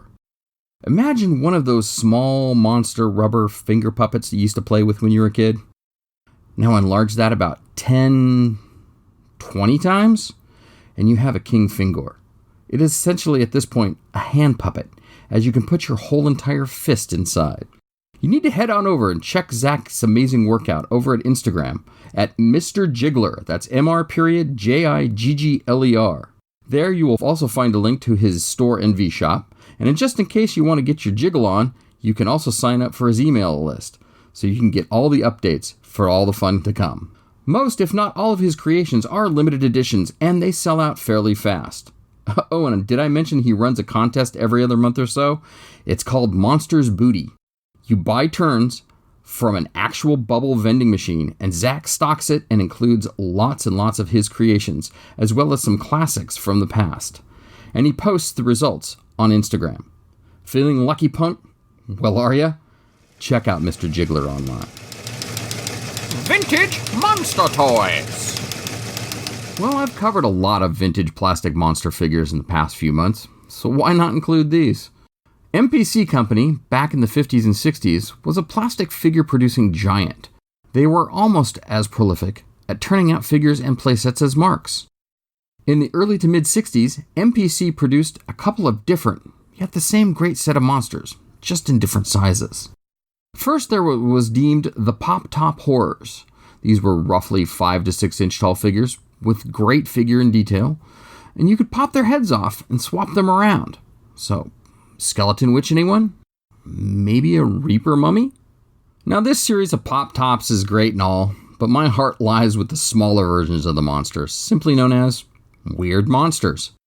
This set of 8 different little 2.5 inch tall figures came in multiple colors and were available in lots of different ways. In the set, there was the Reaper, which was a Reaper, a skeleton holding a bat in his hand, a witch with a bat on her shoulder, a werewolf, the executioner with a knife in his hand and a skull in the other, a great menacing looking mummy, a phantom Dracula looking character draped in a cape, and what is often called the Frankenstein's monster, but to me looks more like a zombie. I have seen these figures come in several different packages as several different types of toys. MPC got a lot of mileage out of these little guys. They were originally released on an 8-pack card with a bubble with some very cool card art, under the title, simply, Weird Monsters. Then there was the super rare and extremely cool Haunted Hulk Ghost Boat that has been talked about previously here on MKR. They were released as the Horror House Target Set, where you could shoot at the horribles with a harmless styrofoam ball shooting gun. And MPC also released a checkers set using the monsters, in red and black of course, as the pieces. Now, this last release I'm going to talk about is the one everybody seems to remember these little monsters from. In the late 60s, early 70s, Frito-Lay used the monsters as in-pack prizes in specially marked packages of Frito brand corn chips. They even gave them goofy names to accompany the monsters. The Reaper became the Cool Ghoul, Mummy was simply Mad Mummy, the Skeleton was named Bony Tony, the Phantom, and I'm not sure why, was called Fu Manchu, the Zombie Frankenstein monster was named Slewfoot, the Witch of course was called Batty Bertha, why not, Wolfman, Harry Scary, how predictable, and the one that puzzles me to this day, the Executioner was simply called the Gay Blade. It's a knife, people, not a sword. Now, you can find these little guys around in a plethora of colors. Orange, black, purple, green, and on the rarer side, red. But people will argue with me on that. I believe that the color was only in the Checkers set, making it a tad rare. And there's a few different shades of glow-in-the-dark plastic. And these have risen in price due to popularity in recent years. But if you keep your eyes on the lookout, you'll be able to find them at a decent price. I wanted to take a moment and say thanks to Derek here at MKR for the opportunity to run these little segments. And I'd appreciate any feedback that you have out there. That is, if you have any.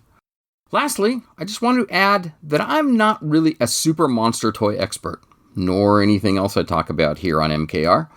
I'm merely an excited monster enthusiast. I simply know just enough to get myself in trouble, but don't we all? You got any sneak peeks of monster merchandise coming out soon? Drop Derek a line and he'll forward it along to me here at MKR.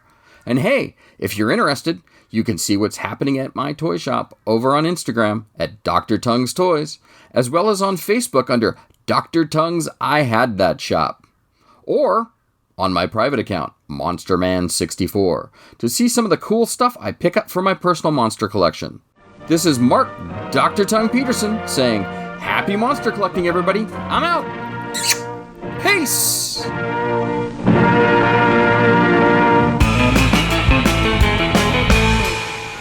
The Brides of Dracula. Never before has a motion picture revealed so much of the mystical, the unnatural. The Brides of Dracula. Out of the unknown darkness he comes, the handsomest, the most evil Dracula of them all, bringing horror beyond human endurance to a fashionable girls' school. Who can resist him as one by one he seeks out his fresh, innocent victims? Who will be next to know his kiss of death as one by one he lures young beauties into the timeless, bloodless realm of the undead? Beware of pity, for he feels none. Beware of love, for none can refuse him. Never has the struggle between good and evil been so shocking, and the outcome so uncertain. Terror beyond telling, in color. The Brides of Dracula. At this lonely crossroad in the Carpathian Mountains, 4 travelers find themselves abandoned at nightfall by a local coach driver who was afraid to go any further. There's no driver.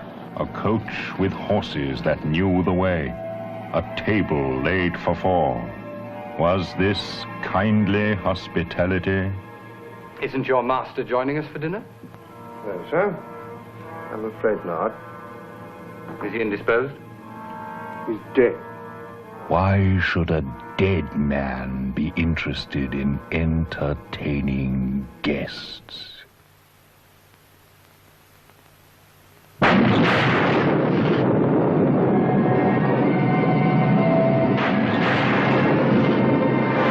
Dracula, Prince of Darkness, King of the Vampires. For 10 years, his mortal remains were cherished by his faithful servant, awaiting the opportunity and a victim to provide the life force for the reincarnation of Dracula.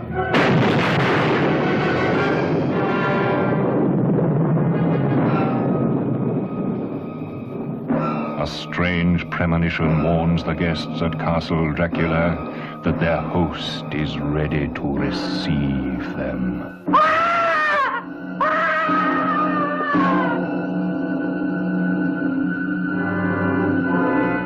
I must kill him. He is already dead. He is undead, Mr. Kent. He can be destroyed, but not killed.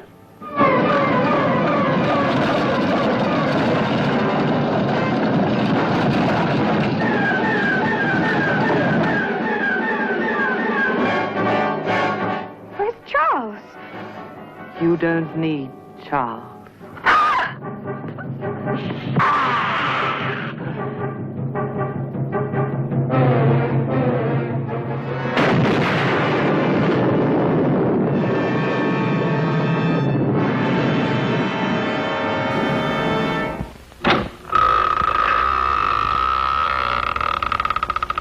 The curse of the mummy's tomb. A bandage and bone monster stalking the cryptomaniacs who defiled its tomb of terror. And the Gorgon, a she-monster who turns living, screaming flesh into silent stone. It's a 2-for-1 Monster Bazaar. 2 terrific terrors for the price of 1. With the never-before-offered special free bonus. Black stamps of your favorite monsters for the first 10,000 people in line. It's the curse of the mummy's tomb and the Gorgon. He said the Gorgon, both in petrifying color, you know. They will frighten you. Yeah.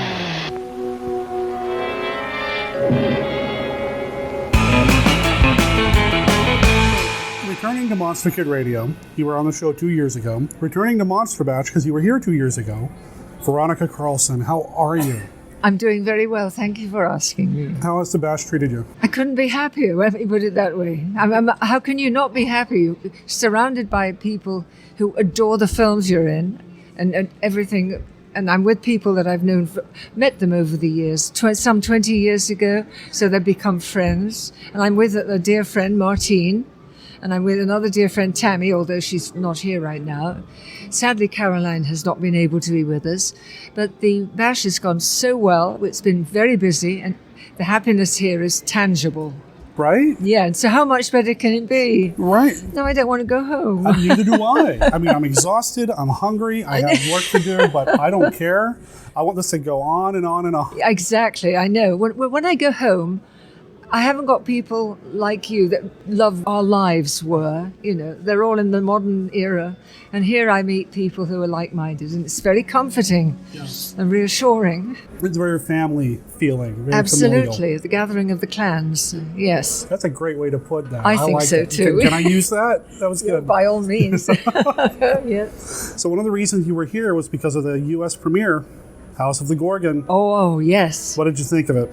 I was thrilled with it. And I think the young man is brilliant, absolutely astounding. Josh Kennedy produced, directed, starred in it. He did everything. 5 days filming. This is what he produced in 5 days. He's an excellent director. Yeah? Absolutely perfect director. And his creativity was boundless. So the little figurine of Michael Ripper that was set, I had to place on the bar. Yes. And every little detail he'd considered and paid homage to Hammer in every way that he could. And a few other things, like Dr. Phibes or Dark Shadows. I mean, he just really worked all of his love for all things gothic horror into this thing. Yes. But primarily Hammer. I mean, with you, Martine, and Caroline, and Chris. Yes. I mean, what a wonderful man. But he plays such villainous characters in all the films that he's done. I told him it's like this cognitive dissonance. It's hard to reconcile Johnny Alucard with this man who is so nice. Yes, he was. I'm just trying to remember one of the scenes when I was looking into the coffin. I remember the girls were sitting there. I could just see them, all watching me, and I tried to forget they were there. It was very difficult to forget. My best friends were sitting there watching every move, absolutely rapt. And I've got to behave. I've got to do this really well.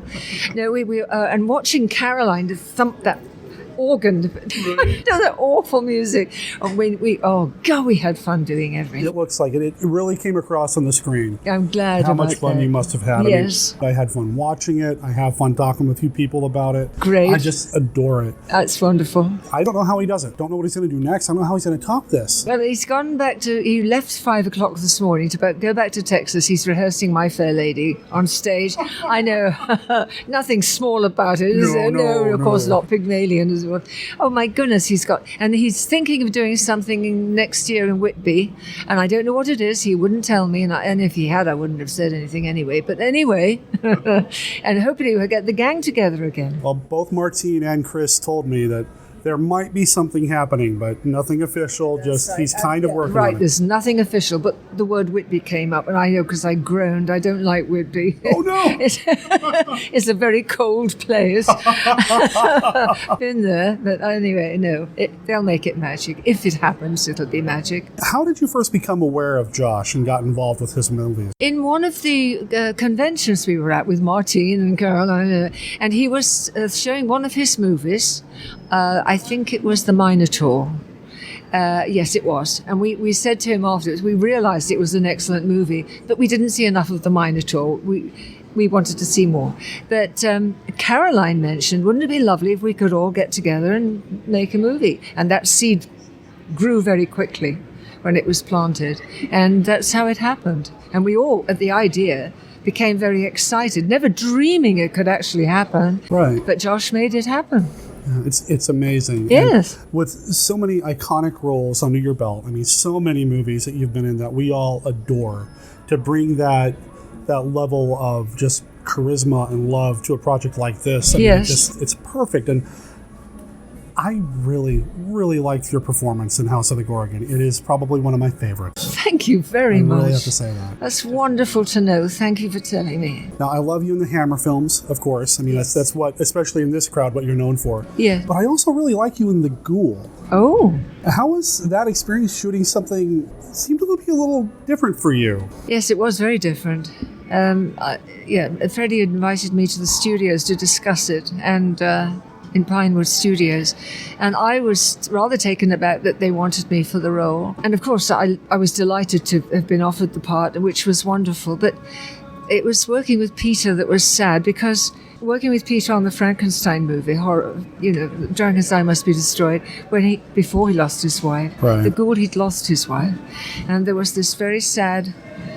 I mean, the atmosphere was changed. It was different. It was Peter. It was still lovely, dear Peter, but it was a sad, lonely Peter. Instead of meeting up with people and chatting between breaks, he'd go to his dressing room. He isolated himself. And of course, we had that scene where he had to talk about his dead wife in the story of The Ghoul. And he was looking at a photo. He always had a photograph of Helen on the sets that he worked on somewhere. And of course, he used this photograph on the mantel shelf, and well, he started to break down, and Freddie kept on at him to say, one more take. He did 6 takes, and by this time, Peter was a total wreck. Tears were streaming down his face. He said, I can't do this anymore, dear Terry. And he said, I'm going to my dressing room. So he did. And I was weeping, and I looked up, because I had been watching him very intently. And all the crew were wiping their eyes, the lighting cameraman, everybody. And they put the lights out and all walked off the set. And we were all left to get over ourselves for quite a while. It sounds like the reason, Freddie was the kindest, most generous, thoughtful director you could ever hope for. The reason he did it was not to be unkind. He saw the depth of the feeling that was coming through from Peter, and he got it all. He got every bit of it, as a good director should. But we know it cost Peter dear. And it didn't do Freddie any good. Freddie just walked away as well. He didn't like what he did. Yeah, that would be tough. Very, very tough. I've never forgotten it. Of course, at another time he told me, he said, darling, I kept running up and down the stairs as fast as I could, hoping to give myself a heart attack. And of course, oh dear, it did. I've heard that story, and that's just heartbreaking. It's heartbreaking, yeah. But he brought such a level of professionalism, you wouldn't know. Oh, yes. Watching the movies, you wouldn't know what he's going through. I mean, he never let himself down. Yeah, and well, neither did you. I absolutely adore everything that you've done. Like I said, 2 years ago when we chatted, huge fan. You're a big part of the reason why I like the Dracula films and the Hammer films and all those. That's lovely to hear, and I do. It's a very big compliment, and I thank you for it. Well, I hope I get to see you again at a convention, maybe at another premiere at another Joshua Kennedy film. I hope so. That would be wonderful. That would be amazing. I know. But even if it's not for a Josh Kennedy film, I just hope I get to see you again, because you are such a light at these things. You're just so wonderful. So thank you so much. It's been a pleasure, Derek. Thank you for having me on your show. All right, Monster Kid Radio listeners, somebody that I've been wanting to talk to for a very, very long time. I'd like to welcome to the show Mrs. Joshua Kennedy. It's Martine Beswick. How are you? I'm really well. I love this thing. I love this whole thing about Mrs. Joshua Kennedy. It is hilarious. It's quite amusing. It is. And I had no idea you were in on the joke. Oh, yeah. And I've told the story, and I think I mentioned it to you and reminded you that you called me. You and Caroline were on the phone with me Monday before you started shooting, and the first thing you said was, how long have you known my husband? I had no idea you were in on the joke. Oh no, it's really hilarious because when we're together, when he comes and visits me, I mean, we end up just kind of hanging out in the kitchen like two, good night, darling. And then in the morning we come in, hello, darling, did you sleep well, darling? And we sit at the table and have breakfast together and discuss the world. And we solve all the problems and make up new films. Well, there you go. There you go. And that kid, I call him kid because he's so young, but he's an old soul, man. He knows this stuff so well. Seriously old soul. I mean, he's been making films since he was 5 years old, and I've seen it. He 5. I've seen some of his very, very early stuff, and I've seen the pictures of him doing the Gorgon stage production. Little Josh with the fake chops and all that. Like, come on, man. I know, he's just amazing. So of course that's where I want to be. That's who I want to work with. Yeah. And I know that people are going to come to me and say, "Would you like to?" I only want to work with him. Wow. I do. I mean, because don't tell him that. He'll get a... Oh, he knows that. Oh, he knows that. He's not going to fit in that top hat anymore.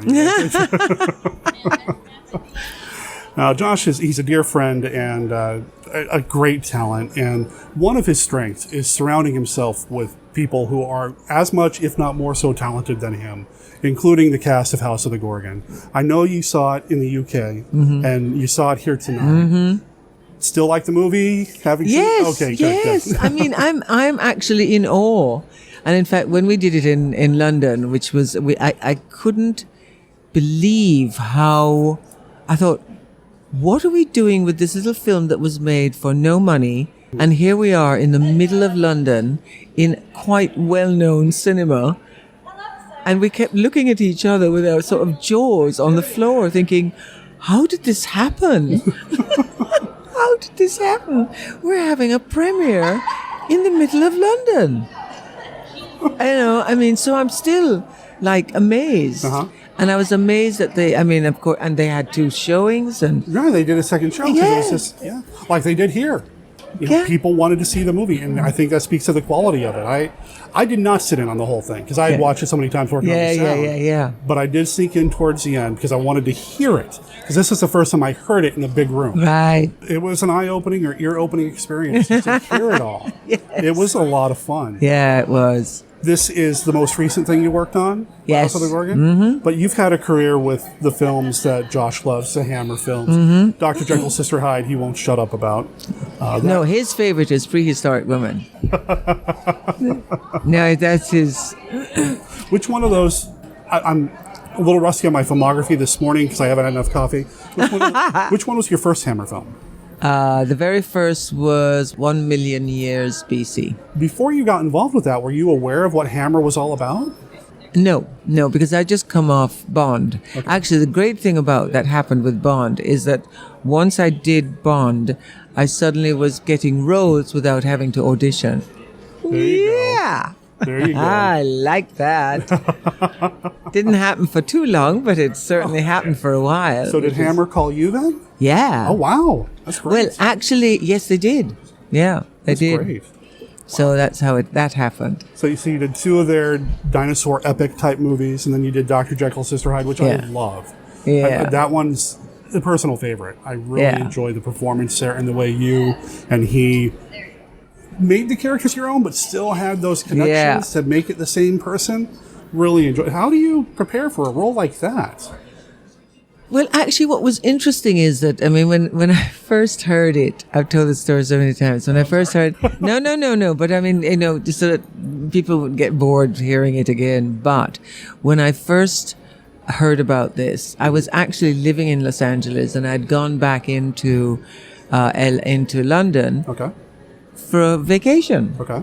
And I ran into another friend of mine who was going to see, and we went to see my old agent at William Morris, and they said, hello, darlings, all of that. And as I walked in, he said, oh my God, he said, they are looking for, Hammond is looking for you. I said, what? He said, yes, they're doing Dr. Jekyll and Sister Hyde. And I started laughing. I said, don't be silly. I said, they're not going to have him turn into her. No. Little and did you know. He said, no. He said, really? He said, it's like they've been looking for months. And I said, and I mean, you know them all. I said, you go over and see them. So I did. And that was it. Wow. That was it. And I looked at it and I thought, you know what? This could be interesting. First of all, because all of us have male and female in us. And It's just a matter of swinging either way, you know. So for me, it was kind of interesting how interesting that it's, you know, it happened like, 30, 40 years ago. Mm-hmm. And now there's like gender bending everywhere. Yeah. The spectrum is a little bit more in the mainstream. You know? Yes. So, I mean, really in the mainstream. Mm-hmm. In fact, I'm very confused. So am I, but I'm going to blame that on the coffee. Is this the first time you've come to Monster? No, it's not. No. Right. Yeah. Serenade you. Yes. It all started. Is that how it started? It started. That's how it started. 5 years ago. Mm-hmm. And we did the first one. I think it was here, Monster Bash. And then we did literally one every year. Wow. And they're hilarious. They're fun. They're on his YouTube channels. People I know. Can find them. Have you seen the one with and first of all it was just me. Mm-hmm. Then it included Caroline. Yep. Then it included Caroline and Tammy. Mm-hmm. And then all of us, I mean, so it became like production. It became a bigger production. And one of my favorite ones is a Barry White song that he had. Did you see the Barry White song? I have seen that. With the wig, with the girls in the wigs dancing. Oh, every time, the minute they put those on, I was hysterical. They were so, just standing there dancing in the background. That's amazing. I don't know how it all comes back to Josh, but I think really this was his weekend. Yeah. I'm still blown away by it. And so me too. Yeah. Half the people I've had on my show, it's turned into the Josh Kennedy Appreciation Hour because the guy is just so talented. I know. I think we're all very, blessed or lucky to have him doing these things. I know. I'm so thrilled. So you'd work with him again? Oh. Only him. Only him. That's right. That's right. Only him. I had Christine here a second ago, and he kind of mentioned maybe you guys will get together. Something else. Yeah. He hasn't said anything about that to me, but no, we're not. He's not finished yet. He's working. Okay. But he's got. I mean, he's doing so much. Well, first of all, he's got the cowboy. Yeah, Cowgirls versus Pterodactyl. I'm doing the sound effects on that for him. Oh, did you? I've read the script. It's a lot of fun. Very different than what you guys did. Exactly. But he's kind of like a palate cleanser, Yeah, and then he's also doing the stage production of My Fair Lady. I mean, he loves the stage. He loves theater. He's amazing. I mean, really. Does he? I wonder if he has time for life. I don't know when he sleeps. I mean, I heard stories about what y'all were doing in the hotel last night, so I don't know when he sleeps. He just Dan came up to me. He's like, "What happened in the hotel room stays in the hotel room." Okay, Dan. Okay, whatever. I really appreciate you being here. Thank you, Derek. Derek. So kind and friendly to everybody that I've seen you interact with, and you've been very patient with this fanboy over here, trying to keep it together because I absolutely adore everything that you do. Oh, well, thank you. You are such a doll. Thank you very much. So sweet. We are always so happy to have this woman here, Martine Beswick at Monster Bash.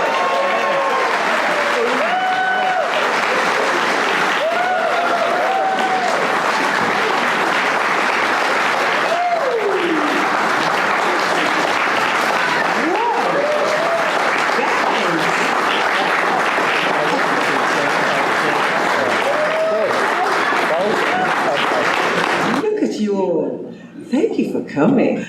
Well, first of all, I think it was a destiny because I kept saying that I was going to be an actress at 4 years old, and I had no idea. I'd never seen a television, I'd never seen a film. I had no idea. I don't know where it came from. And from when I was a little girl, that was what I wanted to do. And eventually, I did. Well, I started doing modeling. And then it just sort of went from there. So that's how it all began.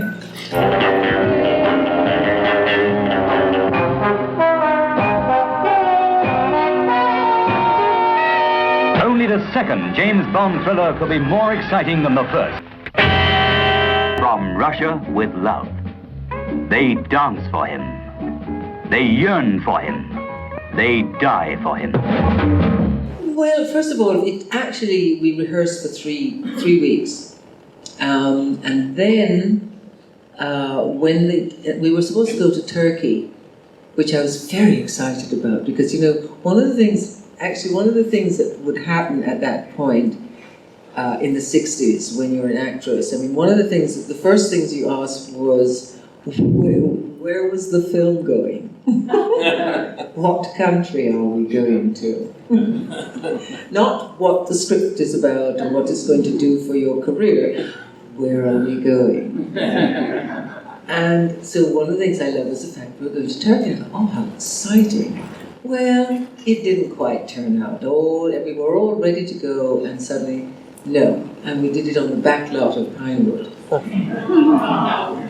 Exactly. However, the whole production was fantastic. And it did have a really good feel to it. Really good. And because it was a night shoot and because we had this rehearsal, we had the 3 weeks of rehearsal, Terence Young wanted to do handheld cameras so we could kind of really go in and move in. And so it was kind of an exciting fight. It was a really exciting, and I have to say, it was probably sort of at that time, pretty amazing, these two women just going at it like that, She was not my favorite, okay? I'm not going to go into it. She just wasn't my favorite.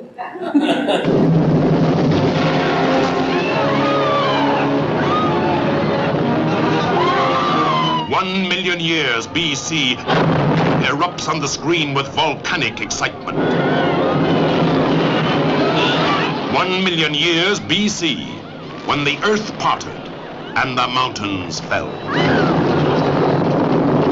I did that in Lanzarote in the Canary Islands, and I don't remember whether it was, in fact it's interesting because next year is going to be, they're doing a 100-year, what do you call it, centenary or something very special, and they've got there's a whole exhibition of all his work that's going to be happening in Scotland. So it's a big year for Ray Harryhausen. And so basically I had to remember, his daughter asked me to sort of write something about my memories of him. And the thing that I remember most of all was when the first scene that we had to do, and there we were, it was Raquel and there's all of us, and we're in this beautiful volcanic lake, and we've all been, swimming, or supposed to be swimming, in these bits of leather that are now hanging off us, and really, wet and soaked and not attractive. And then we have to fight this pterodactyl. And Ray's on a flatbed truck with a special stick to give us the eye line so that he can fill in and make these creatures, right? So he's got this stick, and we're all going around going, and there's nothing there. And so every now and again, we suddenly turn and see all these us twits, really, little wet, soaked pieces of leather going, and they'd start laughing. They'd have to stop. And the director would say, now, the guys, please, we have to get on with this. And we go, oh, sorry. And we go on again. And suddenly we get this whole sort of giggle, and we couldn't stop. So this is but it did work. Finally, of course, we stopped laughing. But I got to see him working a little bit after that. Wow. I just wanted to sit at his feet, and I wanted him to tell me stories. He was a lovely guy. Lovely guy. The whole experience of that was really fantastic. Shock. After shock. After shock. After shock. Warning. After shock. The sexual transformation of a man into a woman will actually take place before your very eyes in Dr. Jekyll. And Sister Hyde. A man by day. A woman by night. The perfect disguise to indulge a lust for sex and violence. Dr. Jekyll. And Sister Hyde. An American International Pictures release in color rated PG. Was he a woman? Was she a man? Or were they both? Well, we got on very well at first, and then there was a little problem because he decided I think he was being pushed, actually. The little problem decided that he needed full nudity. And it wasn't in the script. And I said, no, don't be silly. And he got a bit sort of, nose out of joint. And the two of us were sort of a bit at loggerhead, because I said, I'm not doing that. But then after a while, I thought, this is so silly. So then we got on. We actually really had a really good time, especially because I was having a great time with Ralph Bates. So it was just that we did have a little glitch, but not for long. Okay? Don't ask us who we are or where we come from. Our only purpose is death. You can never run from it. You can never hide from it. The breath-stopping panic of seizure. Rated PG. Okay, well, first of all, I was living in Rome at the time, and I didn't know. In fact, my agent called and said, "Where are you? Somebody's looking for you." And Oliver had seen Dr. Jekyll and Sister Hyde and insisted that he wanted me for his film. So anyway, after a long sort of like to do back and forth, I sort of flew in to LA, and then I was going to fly up to Canada to meet him. And when I read the script, I thought, first of all, it was kind of dark, and it brought up some sort of weird things. There were some weird things happening, some really strange things. I mean, I can't even go into it because there were so many little things that were happening. I thought, oh, I don't know about this film. Anyway, we ended up together. And I definitely felt that there was definite genius. I had a sense that this was a genius coming. And the cast was amazing. And the whole idea of it. And of course, the thing is, unfortunately, it was originally called Queen of Evil. Now, I wasn't happy about the change, but I couldn't do anything about it. The Queen of Evil, moi. And instead of Seizure, which was Jonathan, because I killed Jonathan Fred and give him a heart attack, I wish we'd kept the title. However, working with, he's very intense, Oliver Stone, very intense, but he created an intensity and a sort of a magic and haunted. The house was like haunted as well, so and we lived in this house, and all the rooms were the sets. So you'd wake up literally with cameras and bits and stuff and lights and everything in your room. I mean, you had to kind of like walk around it, particularly Jonathan Frid. And he had the main room, and the main room was used a lot. So there was a lot of equipment in there. So he'd wake up and say, I didn't sign on for this, and he'd grump, and we'd laugh and tease him. So it was an amazing, interesting shoot. It was incredible, absolutely. James Bond is in operation. And what an operator he is in Ian Fleming's Thunderbolt.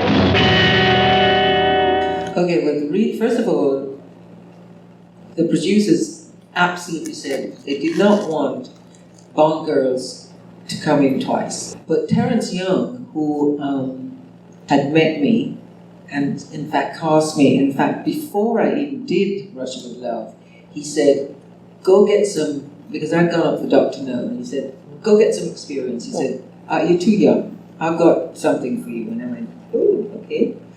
And it's interesting because, I mean, at that point, I trusted that, and I didn't have to, because, I mean, director says, oh, I'm going to use you, and you go, yeah, right.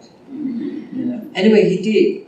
And then I met him socially, and we became great friends. And then when Thunderbolt came up, there was the part of an island girl.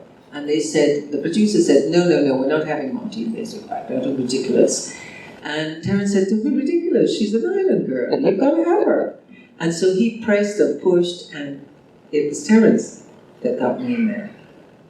Loved him. Oh God, he was so fabulous. He was the most elegant gentleman ever, and mischievous. Very mischievous. He was Mr. Mischief. He was always sort of like going, giving a grin, you know. He was great. It was great. The part that I really wanted was the part that I wanted to play Morgana in Excalibur. I actually was, please. But it was, Helen Mirren, she did a fantastic job. Really fantastic. But I really wanted that. And the other one I wanted was the Dalmatian thing with Glenn Close.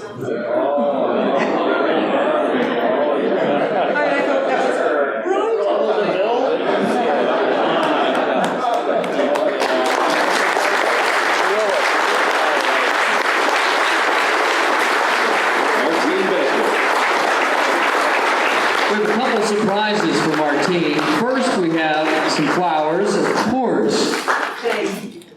And David is here. So here comes David. David has a second surprise for Martine. He's coming up here.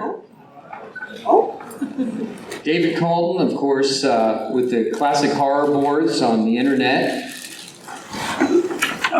Oh my God, please. I'm Martine. Hello, David. Switch on. Hi, I also do the Rondo Awards. How many folks here voted this year? That's great. Martine mentions that she likes to work with family, and I think we'd all agree that of her many families, this is one.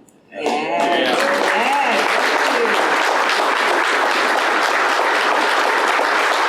And I'll be a recurring figure tonight, but we wanted to present Martine with her induction into the Monster Kid Hall of Fame. I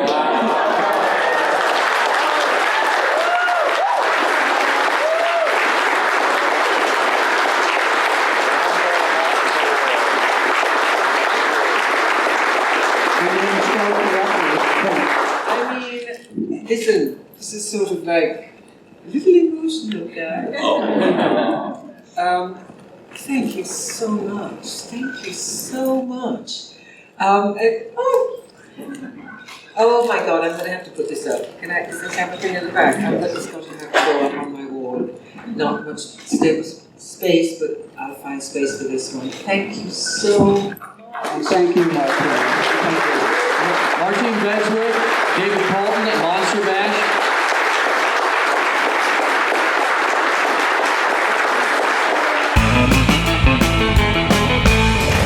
Don't look.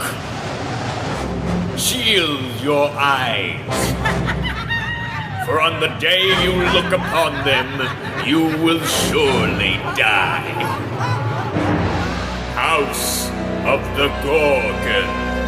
Why don't you let us alone? Get back on your train and leave us alone! Rumors circling around. Mysterious happenings at night. Strange noises emanating from the dark. Leave Karlstadt. Leave now and never come back. Stay away from them. They mean you great harm. Starring Caroline Munro as the Baroness. What was the sinister secret she hid beneath her dark spectacles? Martine Beswick as her sister Uriel, malevolent and evil. You would sacrifice all that we've done merely to quench your innate desire for violence. What if I did? Veronica Carlson as Anna, the one woman in the village of Karlstadt willing to stand against these angels of death. I can fight you. We can fight you. Christopher Neame as Llewellyn, a man of faith, locked in mortal combat with overwhelming evil. If we leave them alone, maybe they'll leave us alone. Also starring Joshua Kennedy as the mysterious Dr. Pritchard. And introducing Georgina Dugdale, Gooey Films' latest star discovery, the Gorgon's most beautiful victim. See all of this and more when you visit the House of the Gorgon. Cast you out! Every unclean spirit, every satanic power, in the name and by the power of our Lord Jesus Christ!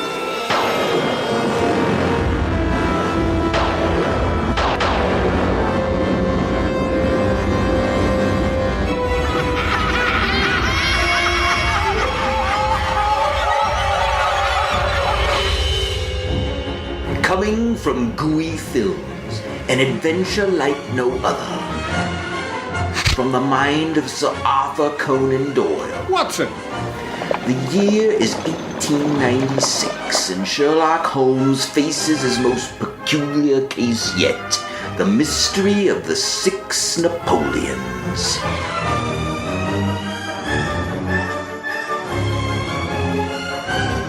Good, thank you. Come, Watson, the game is afoot. Joshua Kennedy as the master detective, a new and exciting Sherlock Holmes. I dare call nothing trivial, Watson, nothing.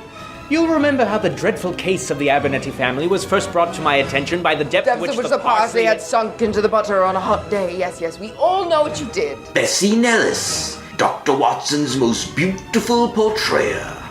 It is clear that the possession of this trifling bust was worth more in the eyes of our strange criminal than that of a human life. Jonathan Danziger as Inspector Lestrade. Amy Ziliax as Mrs. Hudson. Also starring a cavalcade of great talent. Jake Williams, Tracy Thomas, George Chapper, Michael Rosenfeld, Will McKinley, Mark Holmes.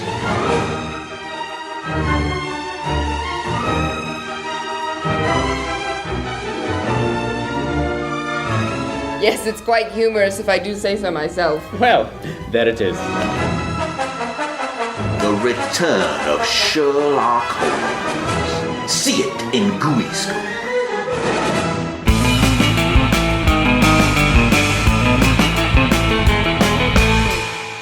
That brings us to the end of this episode of Monster Kid Radio. Big thanks for sticking around and checking out the show and downloading everything and being involved with Monster Kid Radio on Twitter, on Facebook, and either the page or the group. Just everything that you do to help make Monster Kid Radio what it is. I thank you for it. You guys and gals are awesome. I've often said Monster Kid Radio has some of the best podcast listeners around, and I stand by that. That is, I mean, it's an undeniable truth. You guys and gals are awesome.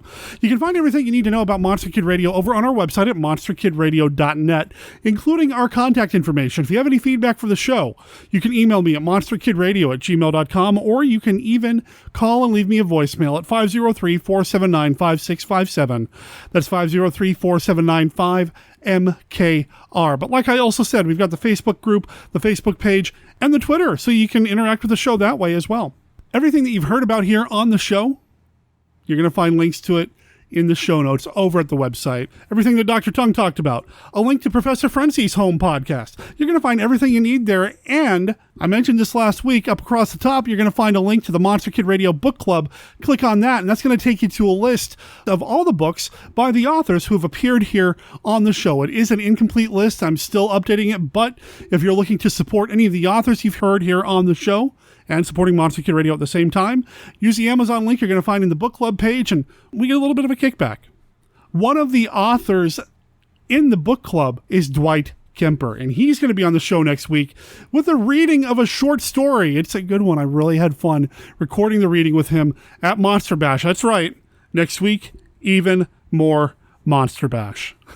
I was talking with my friend Dave Robinson the other day on Facebook, and you know, he and I were both marveling at how much content I was able to get at Monster Bash, and just all the material, all the audio, all the fun stuff.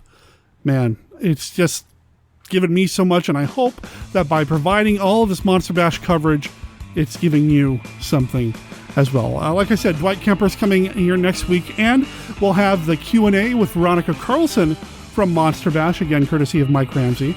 And, a few other things here and there. I got a couple things in the works from some audio that I captured at the Bash, some audio that Mike captured at the Bash. We'll see what happens. You're just going to have to stay tuned and come back to Monster Kid Radio in 7 days to hear even more coverage from the best convention in the galaxy, man. I'd say in the world, but I mean, it's universal, man. Well, no pun intended. It is the best convention out there. I mean, if you're a Monster Kid and you've never been to Monster Bash, if you have the means to get there, I can't recommend it enough. I really can't. It's just a good time, Please don't forget to check out Monster Kid Radio on YouTube. Every episode of the podcast does go up as a YouTube video. Plus, every once in a while, I shoot something specific for the Monster Kid Radio on YouTube channel, or for the Comicstalgia YouTube channel. I typically make announcements about those on Facebook and Twitter, and maybe even embed them into the website at monsterkidradio.net, so keep your eyes open there. Oh, hey, I remembered something that I was going to tell you is going to be in next week's episode. It's not Monster Bash related. Later this week, I plan on meeting with Stephen D. Sullivan to record about the Monster Kid Radio Monster Rally Retro Awards, or as we call them here, the Rallies. The Rallies are an annual award show that we do here honoring the best in genre cinema, and, Steve and I have to announce the winners of the 1935, 1945, and 1955 contests, so come back for that too.